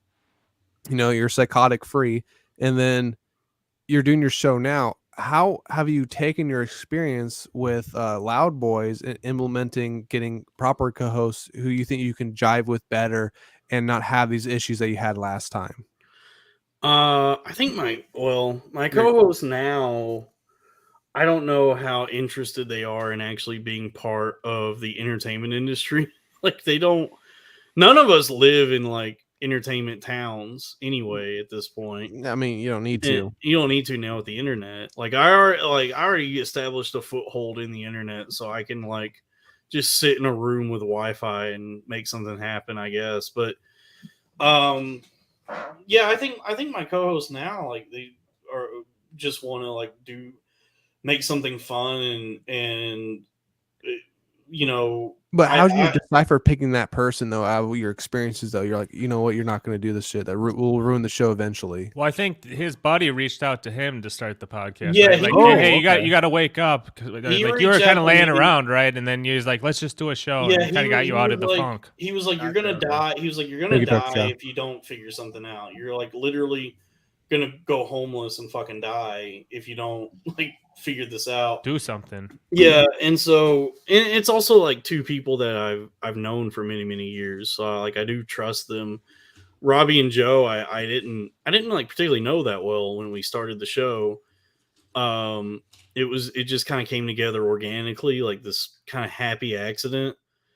And with this, it's like these are two guys who I've known for a long time, and I do trust them. And I don't think these are also like normal guys. Like they did comedy for a long time, but then what do you mean by normal? Like they have like houses and families. And they have kids. Yeah, they're not out at open mics until 4 a.m. every night. They're not trying to get booked for like don't you say get a job? Basically, yes. People so I don't perceive them as having like a lot of the same ego as you see with like a lot of comedians, because they have like were more interested in like living normal lives than pursuing this like monolithic thing in like entertainment or whatever. Has that helped with your oh, go ahead. Sorry, Dr. Chuck, go ahead. No, I don't have anything. What was your question? Oh, I was gonna say was, so comparing this show to Loud Boys, with just these being more, I would say, grounded people you have around you, more honest, more grounded, more truthful people. How's that going with your show now compared to Loud Boys, in your opinion? Like, just in your take, not because of numbers, whatever. Who gives a fuck about numbers? And the day, is it quality content for you? Yeah, I mean, there's definitely like the difficulty of it. Like, One of them owns a car. where one of them owns a car.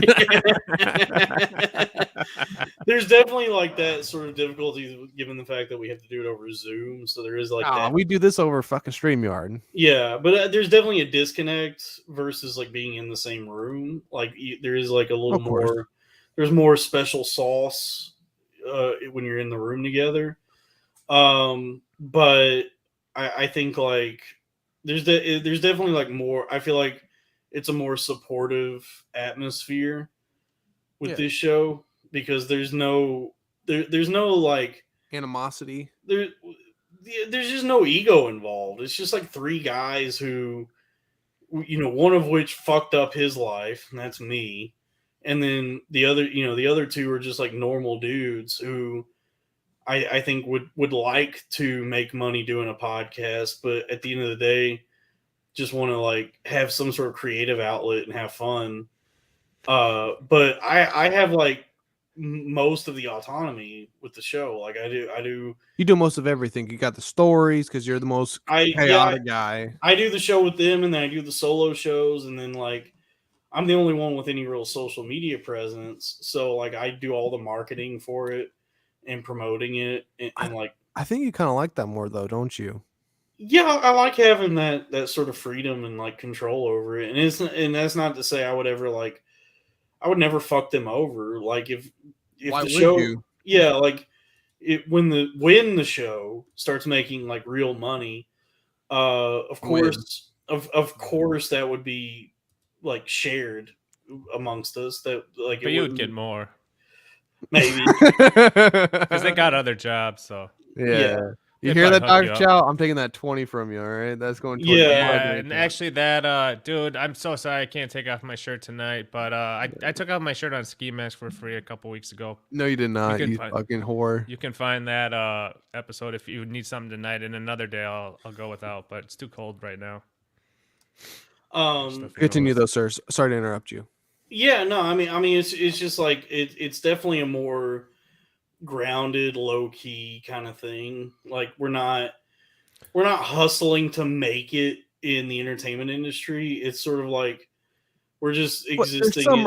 There's something to want to grow the show though, right? Yeah. You're not like, I'm not gonna fuck. I definitely want to grow the show and like succeed and pay off my substantial debts that I have medically and otherwise. But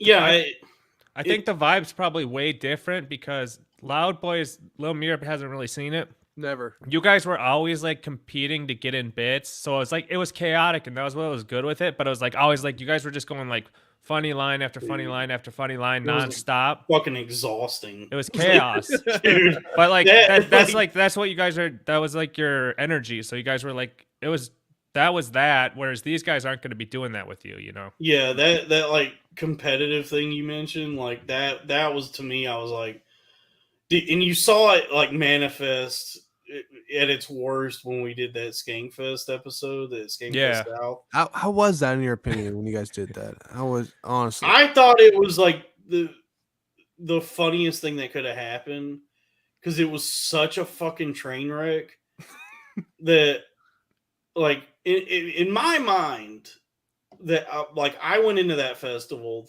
like understanding, at least this is how I understood who we were and what our show was that like we were the mongoloid like retards of Skank, like of a festival of you're retards, the goobers. You're the lowest level, the most retarded. Like I was like, we do not have the respect of anybody here. We are the dumbest fucking show at this festival. You guys basically begged to go, right? No. We didn't beg to go. Lewis wanted us there. It was just like, but like I kind of understood. Like the way I understood it was that we were the fucking like wild card, just like dumbasses that got a show at the festival. You're the New York Giants. Yeah, and so when we started the show, right, It was immediately off the rails. It was like off the jump. Like I've only seen like 2, maybe 10 seconds of this show. I sent it to him earlier. I was like, "Yeah, I dude, barely this is watched wild. it because I tried to watch as much as I could. Go ahead. It was immediately a shit show. It was like, How was the shit show right off the bat? Tell me that. How did it become a shit show? How did you realize it was a shit show right off the bat? okay, What so happened? what happened was prior to the festival, they had sent us a list of like, here's all the comedians that are gonna be at Skankfest. Right. Like, give us like a list, like your top 10 of who you'd want as a guest, and then we'll see who's available. Right. And top 10. Who's your guys' top 10? Truly my only choice. I was like, if he's not available, who cares? Whoever. But I wanted Gilbert Godfrey. Oh fuck yeah! More than anybody. I was like, R.I.P. Yeah, R.I.P. I was like, if we can't, like, and I didn't think he would ever want to do it, but I was like, other than Gilbert, well, I'll take anybody. Like, right. of all the people on this list, I want him. So how did it come off the rails right off the bat? What happened? So we ended up, Kurt Metzger had agreed to do it, and that was a big deal. That was a big deal. Like, that was a big deal for Robbie. I mean, for me, I kind of I'm definitely a fan of his, but also I kind of have paid attention to the trajectory of his career, and you realize he's a loser. Well, really, like a 50-year-old guy. He had this weird semi Owen Benjamin thing happen where like he was really funny. Help me. Like he was like a fucking genius back in the day, and then like he got too caught up in like hating leftism, and now he's like the co-host of like Jimmy Dore's podcast or something. Yeah, that guy's got it. I used to watch him. He's pretty good. But and so like by this time I was like, Kurt's definitely a funny guy, but he is not what he was to me. But let's continue back. Like, let's continue back then. So he comes out. Anyway, so he agreed to do it, and Kurt's a great guy. Like Kurt, like all things considered, he's a pro. He's a professional. A fucking funny dude, and like a genius for sure. And Robbie was like really stoked on Kurt being like. So he's tweaking there. He's like, yeah, dude, we got Kurt. Yeah, and so prior to the show, like right before the show's supposed to start, we find out that Kurt is going to be like 15 minutes late. Like he's all right. doing something else. So we were like, all right, so what do we do? And instead of just us three going on and riffing until he got there, we grabbed Mike Figs and be like, all right, well, come up here with us and let's get the show started. And like the four of us, our personalities it was like just immediately chaos. It was like right off the bat, we're all screaming over each other and howling like apes. Yeah. And like, I think we all ended up like taking our shirts off. And, and like, I was like, I had like drank this Jello shot and then spit it out into the crowd. It was just chaos. And so Kurt shows up, and Kurt is like a very serious kind of guy. He's very professional. Yeah, and so like Kurt Kurt didn't know what our show was, but I think he's done enough podcasts that he thinks like I think he thought that there was going to be 100%. Some sort of conversation to be had. And he comes and sits down, and we're all just howling and shrieking over each other. Right. And like people in the audience are leaving. And then like you scared off the audience? Come on, dude. Man. We scared off Kurt. Kurt left. Yeah, no, and Figs left too, right? At some point. I don't know. Yeah, no, I think Figs might have stuck around, but Kurt, like at one point, I think Kurt was there for maybe like a half hour, and then he goes, "Is there anywhere I can go smoke a cigarette?" And we were like, "Yeah, you can just step outside." He's like, "Okay, thanks." Thank God I got never came out of there. Well, you guys were saying like some non-PC stuff, I think, in your screen. I don't remember if we ever. So I think he bounced, and then I was watching some of it earlier, and then at the end, there's like I just fast forwarded to the end because I remember it was just so chaotic.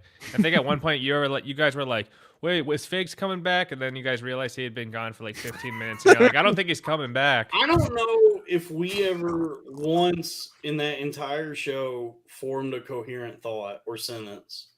I don't think like there was anything intelligible. Train wreck show, yeah. It was. Didn't you shit on Houston too, the city? Maybe. Oh, yeah. Dude, it was such a fucking disaster. And like at one point, Lewis came in and got up on stage and was like, "You walked half the crowd," and I'm like, "Yeah, no, that's pretty funny, right?" And so, like after the fact, this is the funniest part. Is like Yeah. in my mind, I was like, I thought that was like such a funny thing to have happened for our show. Yeah, like that And was it hard. was such a disaster that I was like, even at Skankfest, we walked half the fucking crowd. Like it made I was that's legendary. That's Ye- legendary. yeah, I was telling Robbie and Joe like, how funny is this? Like next year obviously we'll have a better show, but they like I didn't realize they were freaking the fuck out about how bad that was. Like they thought it your was co-host. yeah, Oh. they were genuinely freaked out about it. Lewis was And- pissed, right? No, Lewis was pissed at me. I think for just like being a dumbass the entire festival. I think Lewis was like, Shitting on Houston. no, I think I stepped on a lot of toes while I was there because I just was like too fucked up. Yeah. And I don't think anybody was like terribly upset with me. I think they just thought I was being annoying. Oh, I got I, you. Like, I this was, guy, he's yeah. but yeah, it was like after the fact, like Robbie and Joe, we were all back in New York and like talking about stuff, and they were definitely like freaked out by what had happened. They kind of like go off on you a little bit.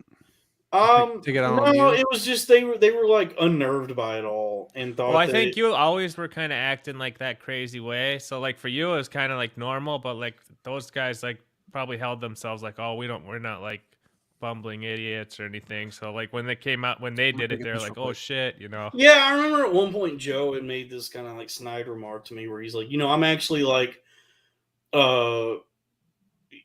care about how I'm like and present myself on all these different podcasts. And I'm like, well, I don't know if you realize you come off like a fucking like stoner dwarf. Like it's not like I don't think anyone thinks you're cool. Yeah.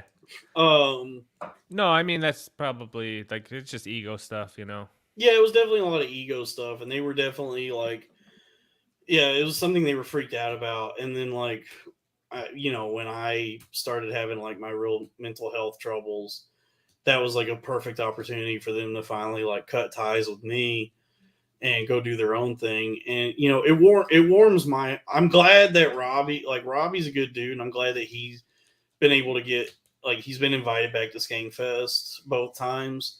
But it warms my heart that Joe has never been invited back. Nice. Why have you not been invited? Oh, go ahead, Dr. Chow, you had something to say? No, and you could ask him why he hasn't been invited. I mean, I don't think you haven't been doing any comedy, have you? Me? Yeah. Oh, I've been out of commission. No, Yeah. I'm like He's way out. my life is ruined, but Yeah. I'm not concerned with that. I just It's not ruined, dude. You got to revamp yourself. You got to figure out who you are now. You're a go-lucky, happy / conservative gentleman / comedian now. yeah. You're like Tim Allen. Yeah. Back on the who he is and being a great man and everything. Who's your dream running partner? Would you rather have Trump and Top G as VP or Trump and Ye as VP? Oh, I don't like Andrew Tate at all. What? So. Why? No, yeah, Why? Who do you like in the manosphere? Is that your dog barking in the background? Because yeah. What is it? What's your dog? Shih Tzu. Oh, a little Shih Tzu. Yeah, it's starting some Shih Tzus. Shut up. So you'd rather have Ye as vice president? I get if it's between if those are the choices. Yeah, I don't particularly. Okay, like fine. it. You can replace either of them. I just figured those are the top two guys, but who would you pick as VP? As VP, Trump Jr. I think like the ideal ticket would be Trump and RFK Jr. Yeah, that might not be bad. So Dalton, I got a crazy question for you. If you want to get your Shih Tzu outside or whatnot, or bring her into studio, it's totally cool. I do have a crazy question for you though, sir. Because you're an older gentleman. You got Older. I'm You're only probably younger than me, but older than Mir. yeah. I'm a young cat, as like they say in the showbiz. But you know what comedy is. You've been in the comedy scene. You've been in New York. What is your, what is your take on like Steve Martin and Chevy Chase's old timer films? So no, you probably are a fan of those. Like, what about Yeah. Bob, Out of Towners, Dirty Rotten Scoundrels? Your take on John Candy, like, because someone brought up in the chat John Candy. John Candy is a prolific person, right? In comedy back in the day, Yeah, I love John in the film. Candy. What is your take on like film and comedy back in the 90s and 80s? Like, why is that such a pristine, prolific, I would say, time in comedy compared to now? You know, because you see nowadays the comedy with like romance, rom-coms, and all that shit. It's just like it's garbage. It sucks. But back then, it's so witty, it's so brilliant. The one-liners they do, just the circumstances, the writing. Like Frank Oz as a director is amazing. Yeah, I Like, mean, we were spy. What about the spy movie they did with Dan Aykroyd and Chevy Chase? I mean, you can't top that shit. Like, what's your take on that era of comedy? yeah. A lot of people have talked about this, and it's weird that they don't really make movies like that anymore.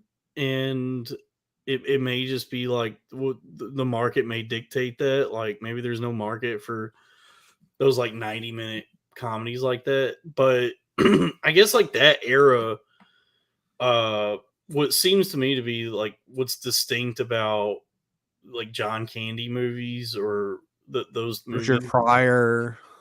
Those comedies in particular were very like to me like very earnest movies.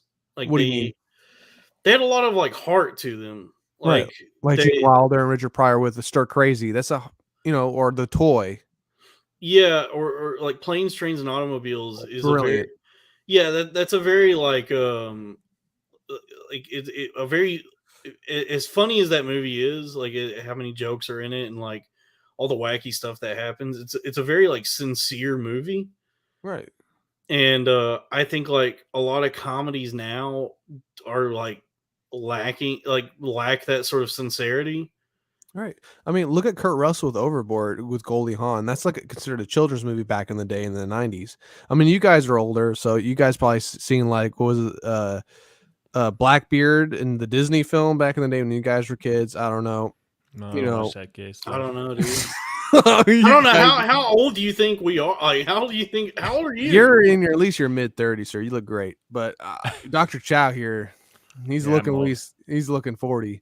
Yeah. But I mean, no, you guys witnessed this shit like as kids. You guys grew up with this shit. I envy that because I never could actually grow up with that in theaters and or just having come out right then there. You know what I'm saying? Like, thankfully, I had parents who knew what the fuck they were showing me as film wise. But go ahead. What are you trying to say? Movies were way different, bro, back then. Like going to the Blockbuster and like seeing all like the cassettes and stuff on the wall. It was like it was so much fun going to like the movie rental store and stuff.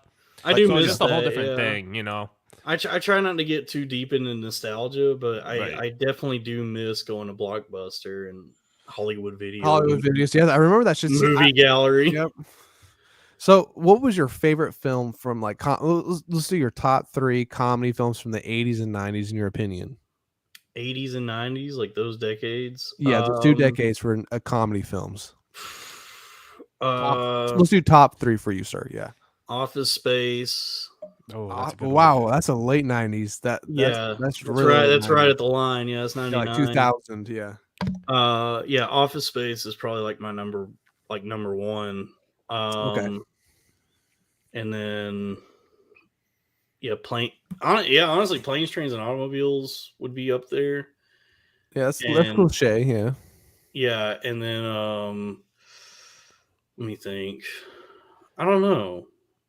Maybe Tommy Boy.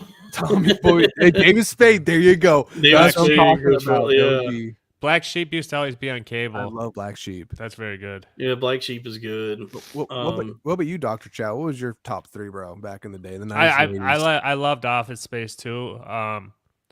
Just 2 other ones that I watched a lot, like on repeat, that I thought were good was one was like a rom-com one called Can't Hardly Wait. You guys remember that one? Who's in that? Yeah. a bunch of people: Seth Green, Jennifer Love Hewitt. I thought it was pretty. Like they don't really make movies like that anymore, but there was like a lot of those type, like 10 Things I Hate About You, all those types of movies like that era. That might be coming back because I haven't seen it, but that new Jennifer Lawrence movie is kind of like in that same vein. Yeah, and then what was the other one I was gonna say? I don't know, man. Dude, mine is What About Bob? Who are these spies with Dan Aykroyd, Chevy Chase? I probably got the name wrong. Spies Like Us. Spies Like Us. That's a great one. Is What About Bob? Spies Like Us, and Funny Farm with Chevy Chase. Dude, Funny Farm. Have you guys seen Funny Farm before? I don't think we've seen that. No, You've never seen Funny Farm before. Holy shit! Watch that. Watch that. I remember I loved this for a while. I thought like all those Kevin Smith ones. I don't like the Kevin Smith one. I don't watch them anymore. But back in the day, I thought those comedies were funny. And then Kevin Smith as a personality has kind of retroactively ruined his entire career. He's so fucking annoying now. It's hard to rewatch those movies. Have you guys ever watched Tropic Thunder fried out of your mind? Dude, that is the funniest movie fried I've ever seen. I don't know if I've watched it stoned, but I remember that is like the point of demarcation with all of this. Like, watch it stoned. I remember when it came out. Those are both funny. Like going to the theaters to see it, and it was like, it was definitely like the funniest thing that anyone had ever done at that time. Right. They made fun of retards, and the retarded community was all pissed off about the film and shit. Yeah, the retard community was, the retard community was pissed. Dude, they were stimming. They were stimming hard over that. Yeah, they were stimming, bro. Yeah, but yeah, Tropic Thunder is sort of like the like turning point for like that's the last time anyone had fun at the movies. Maybe. Sad? Isn't that sad? Like witnessing that though, just seeing comedy just fall apart like that. And but then like they made a bunch of funny like TV shows for a while at least. HBO was doing that, so like they kind of just transitioned. So yeah, and then, now that there's like this weird thing that's happened where the stuff that's really funny, that's like actually has like good humor and jokes in it, is like all the stuff that's like not necessarily comedies, like the stuff that people make now that's like trying to be comedies kind of drop the ball, and then like the stuff that's actually funny is like. That was the weird thing watching Succession is I was like, this show's like really fucking funny, but it's not a comedy show. It's like more, right? You know what I mean? But it had so many like funny moments in it that I was like, this is like a well done, like well rounded show where it's like all the dramatic shit is hitting, and then like all the stuff that's funny is like really working. Whereas like the stuff that people are trying to make now that's like supposed to be comedy just sucks. Like and like I was just talking about this on my podcast, but I think like one of the funniest movies that's been made within the last decade is The Nice Guys. That was great with Ryan Gosling and Russell Crowe. And that's definitely like a comedy movie, but it's also like a neo noir. It's like the other guys, it's kind of serious, kind of not, Yeah. Well, the other guys is definitely like that's another like really funny movie from like the mid to late 2000s. I mean, yeah, they've had some great mid 2000s movies. But I mean, like within like the last decade, I look at The Nice Guys as like. How about the last year? Oh, seen anything funny? I haven't really paid attention to much, but yeah, Dr. Chow's shaking his head. I haven't seen shit funny, bro. I don't know. Can I ask you? I heard the Jennifer Lawrence movie's good. I haven't seen it. And the movie sucked. people said that like Asian one is good, Joyride, but it looks like it's maybe a gross out comedy, and I'm not a big fan of gross out stuff. I'm not either. Yeah, it needs to be witty a little bit. I need some wit in it. Yeah, like even with Jackass, like all the like gross stuff they did, I never really enjoyed. I was like the more like Three Stooges kind of stuff. I like the Marx Brothers, all that shit. Yeah, like like all the kind of the stunts in Jackass where it's like doing like a beer enema and then drinking it. I'm like, I don't like this. Yeah. I want to see somebody get hit in the nuts. I don't want to whatever this freak show shit Like is. I kind of liked Angry Grandpa a little bit more. Than That Jackass. one, that was funny, and the scene where he diarrheas on the wall in the diner is actually like really funny. Yeah. But yeah, I don't know what's funny now. Like even this like most recent season of It's Always Sunny in Philadelphia was kind of underwhelming. Is that I love? Oh my god, I love It's Always Sunny in Philadelphia. I love Danny DeVito. I love all those guys. I haven't watched the new season. Does it suck? Is it kind of like just? It's not that it sucks. It's like they're definitely trimming it down. Like they only did 8 episodes for this season, and it's I mean I don't know. Like the fact that they still have any ideas for the show is kind of astounding. Dude, that blows my mind. I used to watch that show like 10, 15 years ago Religiously. And I haven't. I figured it was off the air. Like, I haven't. 10 years ago. I didn't know they're still making it. Yeah, it's like how I unplugged like 10 years ago, and I don't see anything now. The funniest thing in this season is the reveal that Charlie's apartment has a bathroom and another bedroom in it. Oh, I saw that was pretty funny. that was really funny.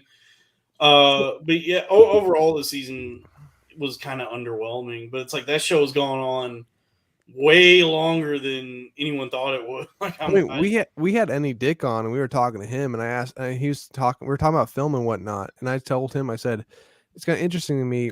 They won't allow real people like you anymore in movies. He's like, what do you mean? Oh, I mean, he was fucked up as shit, but at the time, I'm trying to speak in English for him, but he basically agreed with me. It was they don't want edgy real people in movies anymore because you kind of just you're a wild card. You say what you shouldn't be saying, and it just kind of it's a little too real for people to take nowadays, and people get too offended nowadays with certain things.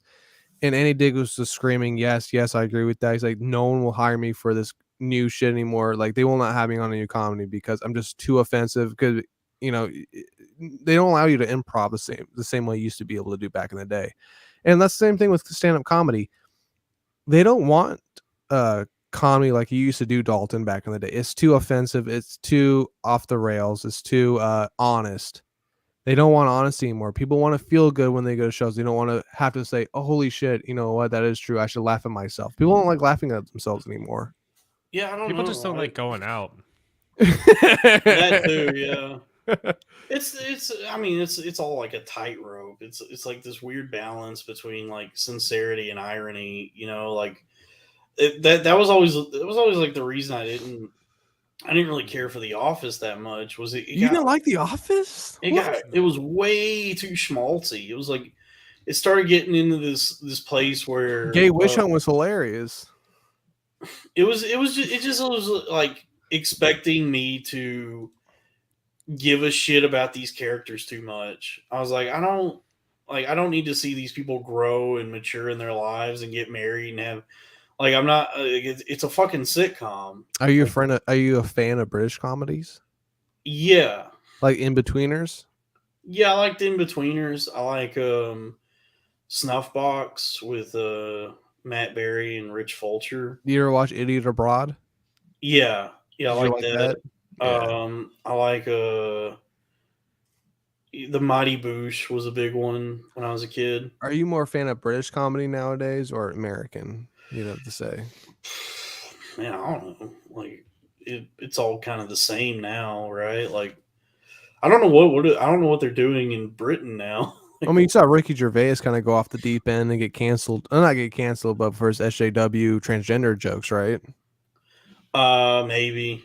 I don't really like him. I never found him to be.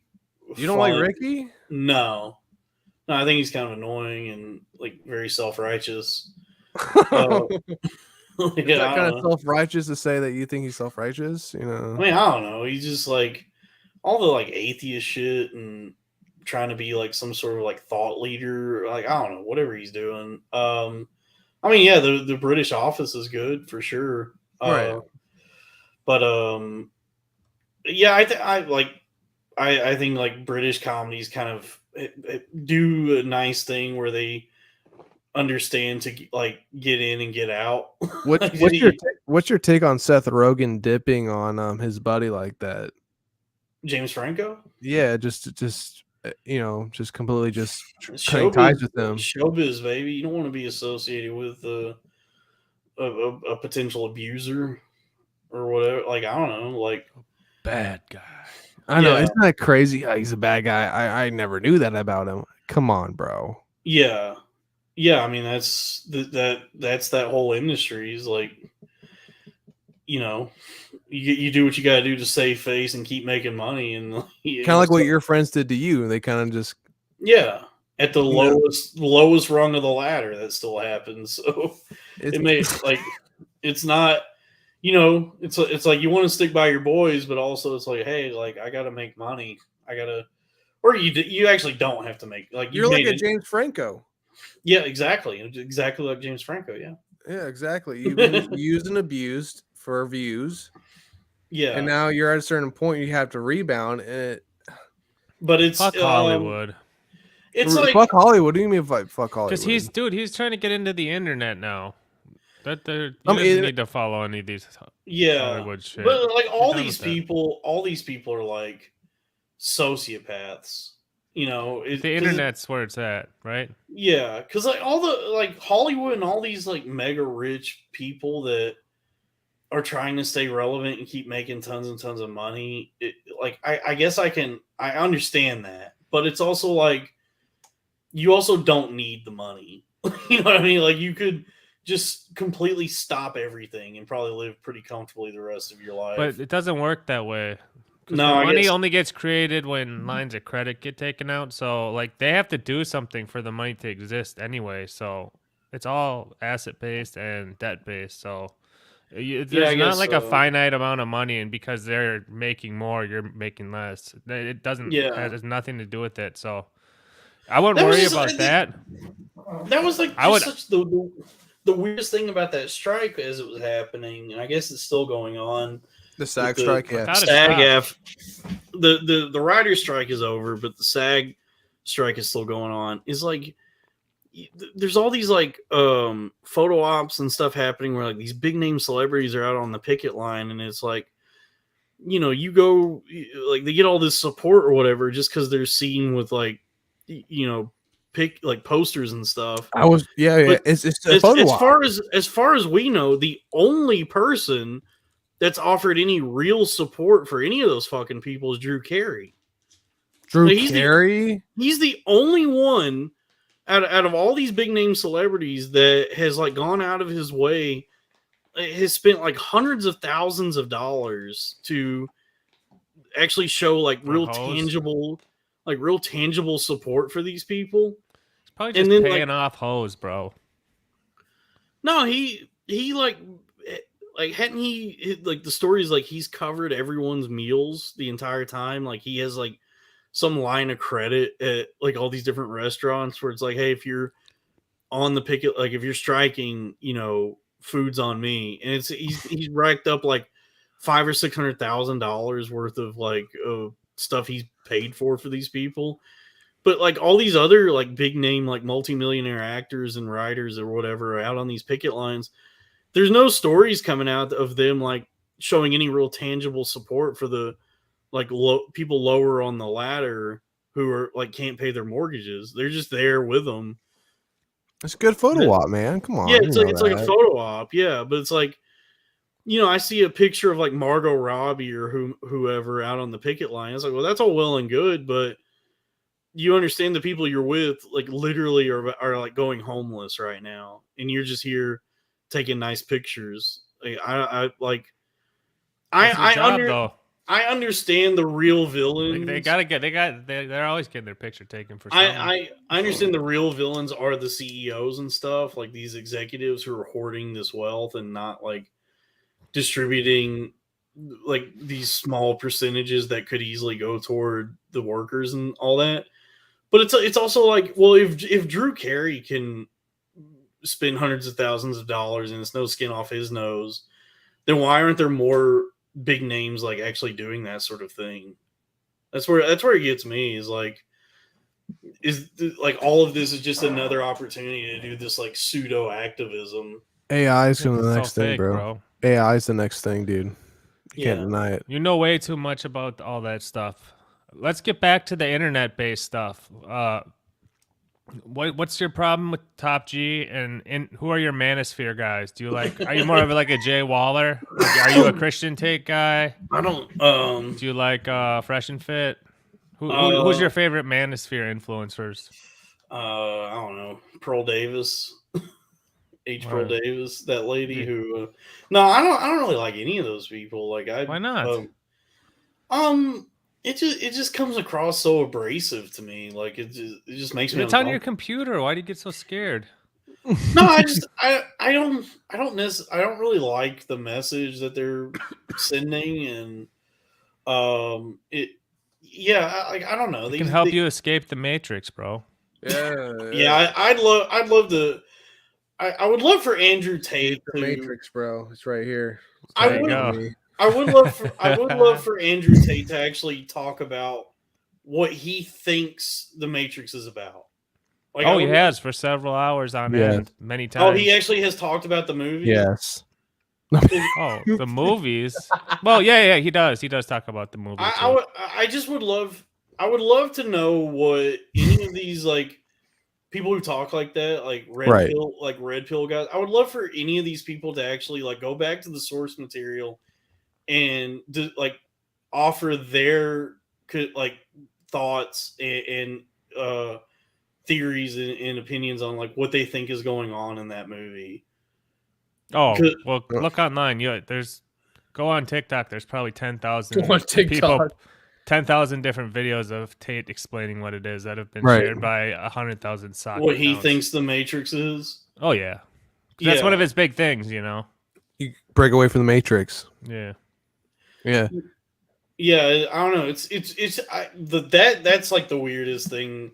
That's so I always think of that like Oppenheimer meme where it's like I just imagine the Wachowski sisters now Mm-hmm. having like that same reaction to having created the Matrix because it like complete that whole fucking narrative completely got co-opted by like the weirdest fucking people on the internet as like Matrix. yeah like red Well, pill do you know about some of the stuff with like they didn't actually write it, they stole it, and there's like a lawsuit about it.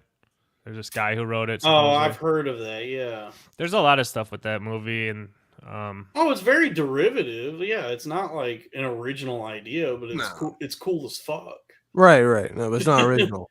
No, it's not original, and it's very. There's no subtlety or nuance to it at all. It like beats you over the head with the whatever the like this metaphor that it's presenting.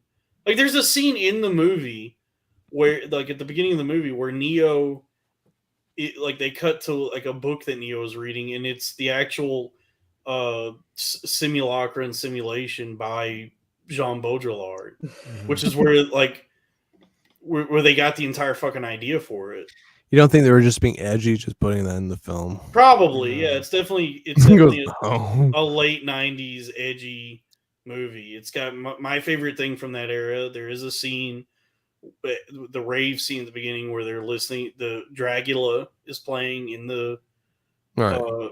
bar that they're in. A lot of movies from that time, Dracula was featured at some point in the movie. By Rob Zombie, Dracula. Yeah, Dracula. Yeah. Yeah, there's a lot of movies from that era where there's a scene where where Dracula is playing in the movie. Right. I think right. What do they call it? Diegetic, where it's like the characters can hear the music, like it's part of the scene itself, and not what the other people are hearing. Right. It's not like part of the score. It's like the music that's being played in the actual room that they're in or whatever. That's one of my favorite things from that time is how much Dracula was used in movies. Yeah, I mean, yeah, as far as the manosphere goes, like the book Dune ruined Dalton. Kind of did, yeah. I was doing a lot of mushrooms and reading Dune.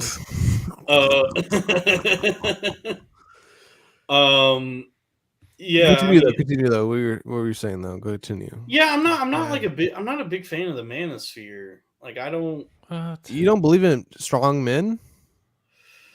Don't be Uh, a soy. I'm Yeah, not. I thought you're not a Are you a soy. Are you a soy?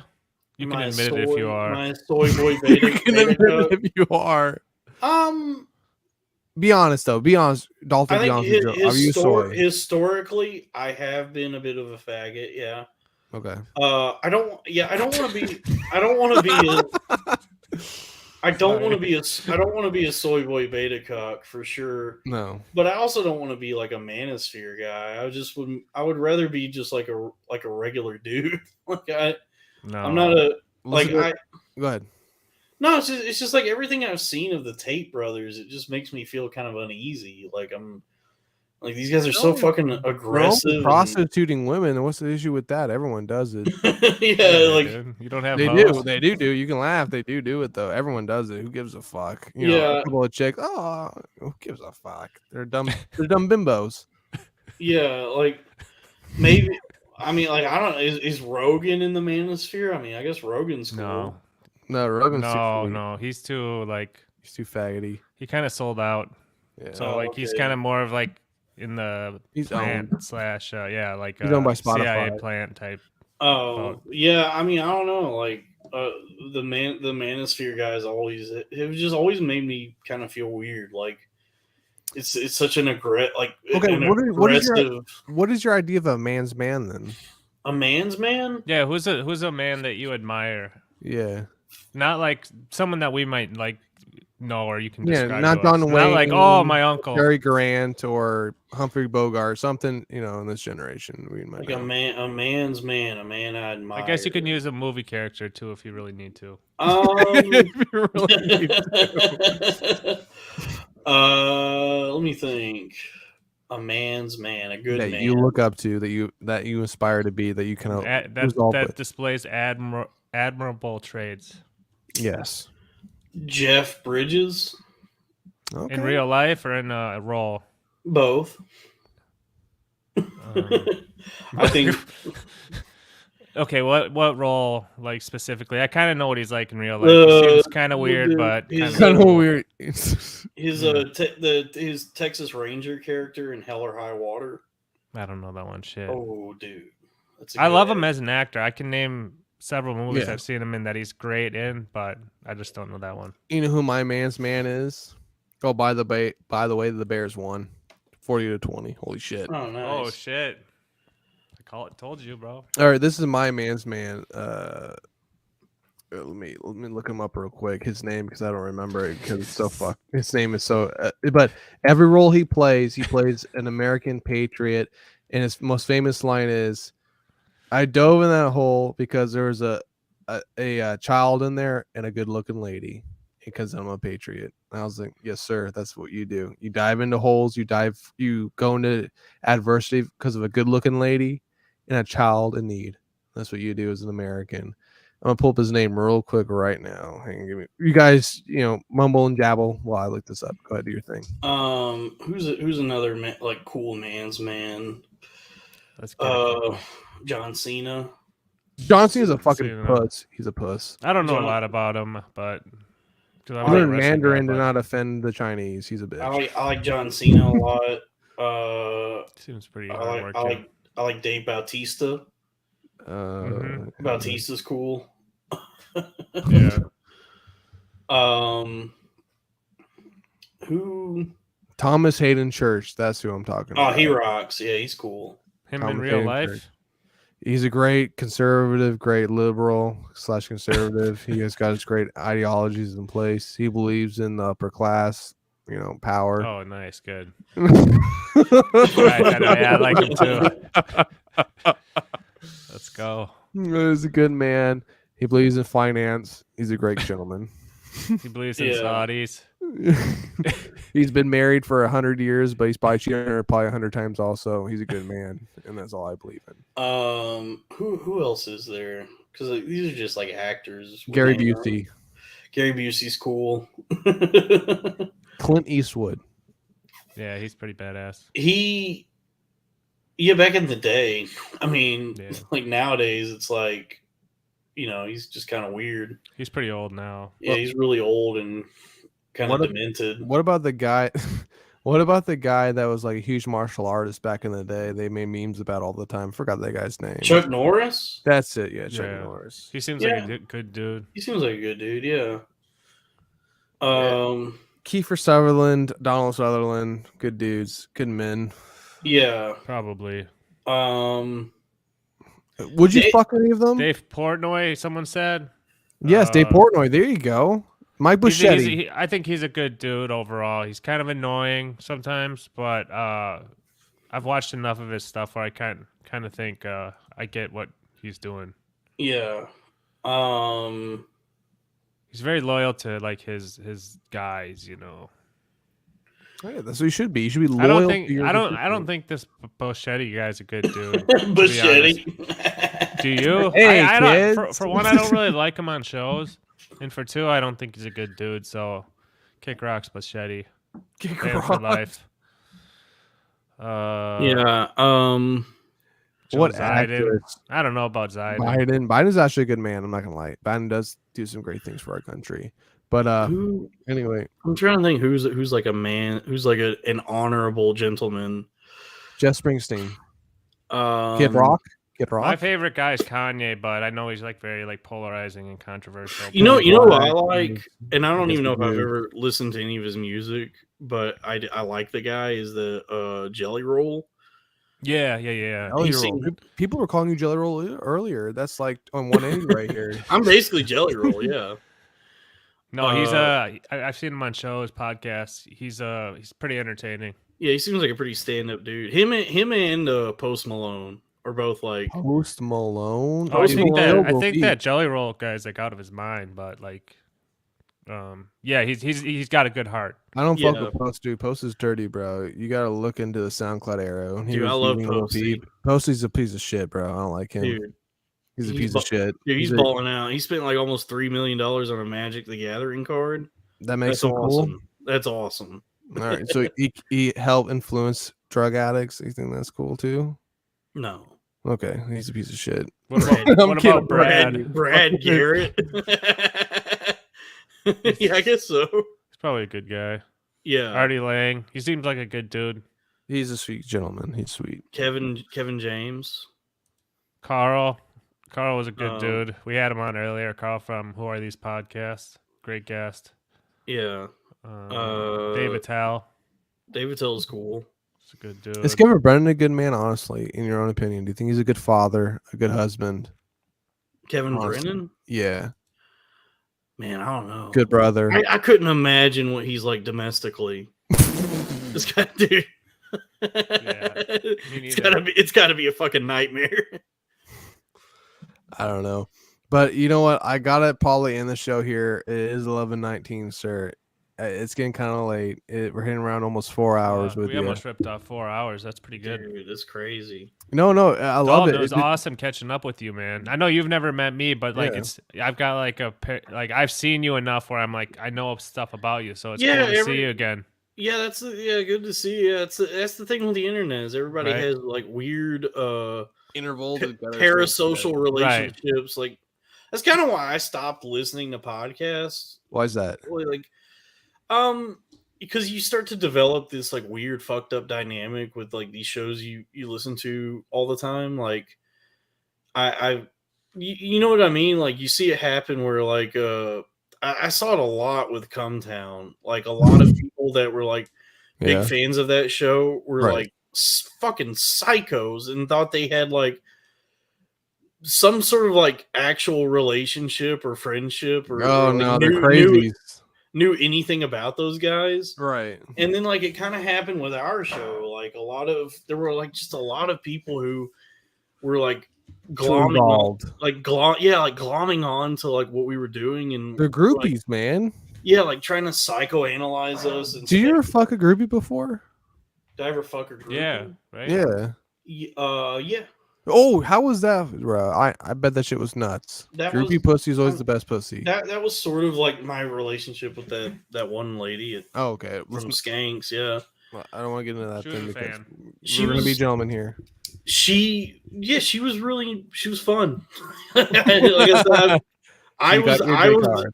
I was the asshole in that situation for sure, but like I have nothing bad to say about her. She was a very nice, fun lady, and like we had a nice run. We had a good like month, I guess, and she yeah, I enjoyed having sex with her. I thought that was fun. Dalton, I'm gonna let you know right now. I was kind of afraid to have you on because ski mask, and I've heard from multiple people, you're crazy, you're nuts, you're out of your fucking mind, you're a tweaker. You just showed the haters today that you're actually on the right path. You seem like you are doing great. Not seeming, you are doing great. I can tell you're a genuine human. You're an amazing man. I do respect you a lot as an individual. I do appreciate you coming on this show today. It was an honor to meet you, sir. Honest, I'm not kidding with you. It was an honor to meet you. You're a great man. It was awesome. For real, you're a great man, Dalton. It was great. Thanks, man. Yeah. I hope to live up to that. No, you are. You are. Just for some of our listeners who don't know you, I mean, go just look up his name on YouTube. He has a lot of classic stuff out there, little bits from different shows that are very, very funny. Very original. I have a podcast now. Check out his show, his podcast. It's called Corn Fed with Dalton Pruitt. YouTube.com/@cornfed with Dalton Pruitt. iTunes, Spotify. Most importantly, Patreon.com/cornfed with Dalton Pruitt.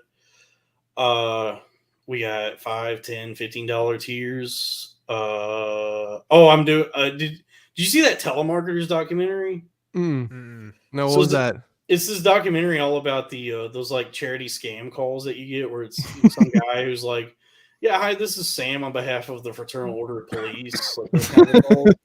And like in the documentary, they talk about how they're basically like sticker salesmen. Like they send out these FOP decals that they kind of do this thing where it's like, put this on the back of your car and it might help you get out of a ticket.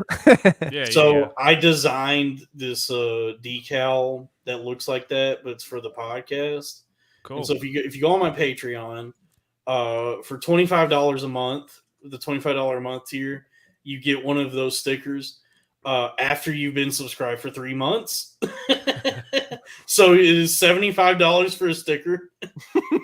That's how much they probably charge, right? That like in the documentary, it was like they had like bronze, silver, and gold levels. So it's like they'd be like, Janet, can you do 75? Can you do 75 for us? Those are huge in Chicago when I lived there. Yeah. And by the way, that's like not my decision. Like the way Patreon does, because it's just all through Patreon. Mm-hmm. They will only send out whatever the merch is after 3 months. And so I was like, if I could get just one person to spend $75 on a sticker, then I count that as a win. Some sucker out there. Yeah. Well, so I would just advise people go check out his podcast on YouTube, and then he's got all the stuff behind the Patreon. We do on YouTube, iTunes, Spotify. We have a free episode every Tuesday, and then also a premium that goes along with it on the Patreon. So that's where all the bonus content. Goodies. Yeah, and then I also do like the solo shows every Thursday, or like I try to drop those every Thursday or Friday, and then here and there, me and Robbie will do some stuff together that goes up on YouTube and Patreon, and then I got like another thing going that I'm like trying to get off the ground for. You're busy as fuck, aren't you, bro? Damn. I gotta make money, dude. There you go. That's the mindset. There you go. That's my day job don't pay. My day job don't pay for shit. I gotta make some fucking money. I love it. I love it. Dude, God bless, brother. You're doing much better, and one day at a time. You can always hit us up if you need someone to stream with, and please, if you're watching us, go check out his page and make sure you sub to him, because he's got a good pedigree of balling out on podcasts. He just took a break, and now he's getting back started. So yeah, I took a break that fucked up my life. Yeah, but hey, you're on the right path, bro. I'm just dodging creditors every day, getting phone calls. I'm like, not answering. It's good to see, though, dude. Dalton, it was an honor to have you on, sir. I'm glad you're doing well. Yeah, thanks, man. Yeah, and a lot of blessings to the rest of your journey, sir. Honestly, yeah, I hope I can. Yeah, I'm trying to get rich as fuck on podcasting, and then go back to New York and swing my big dick around. Just don't sell your the soul, ultimate all right? revenge. Yeah, Get a dime piece. Exactly. Dude, All right. yeah, I'm gonna try and fuck that Puerto Rican chick again. The one. Yeah. All right, boys. Right. I'm gonna end this though. Peace out, brother. Peace All out. right. Good night. Thanks for having me, guys. Later. Yes, sir. Later.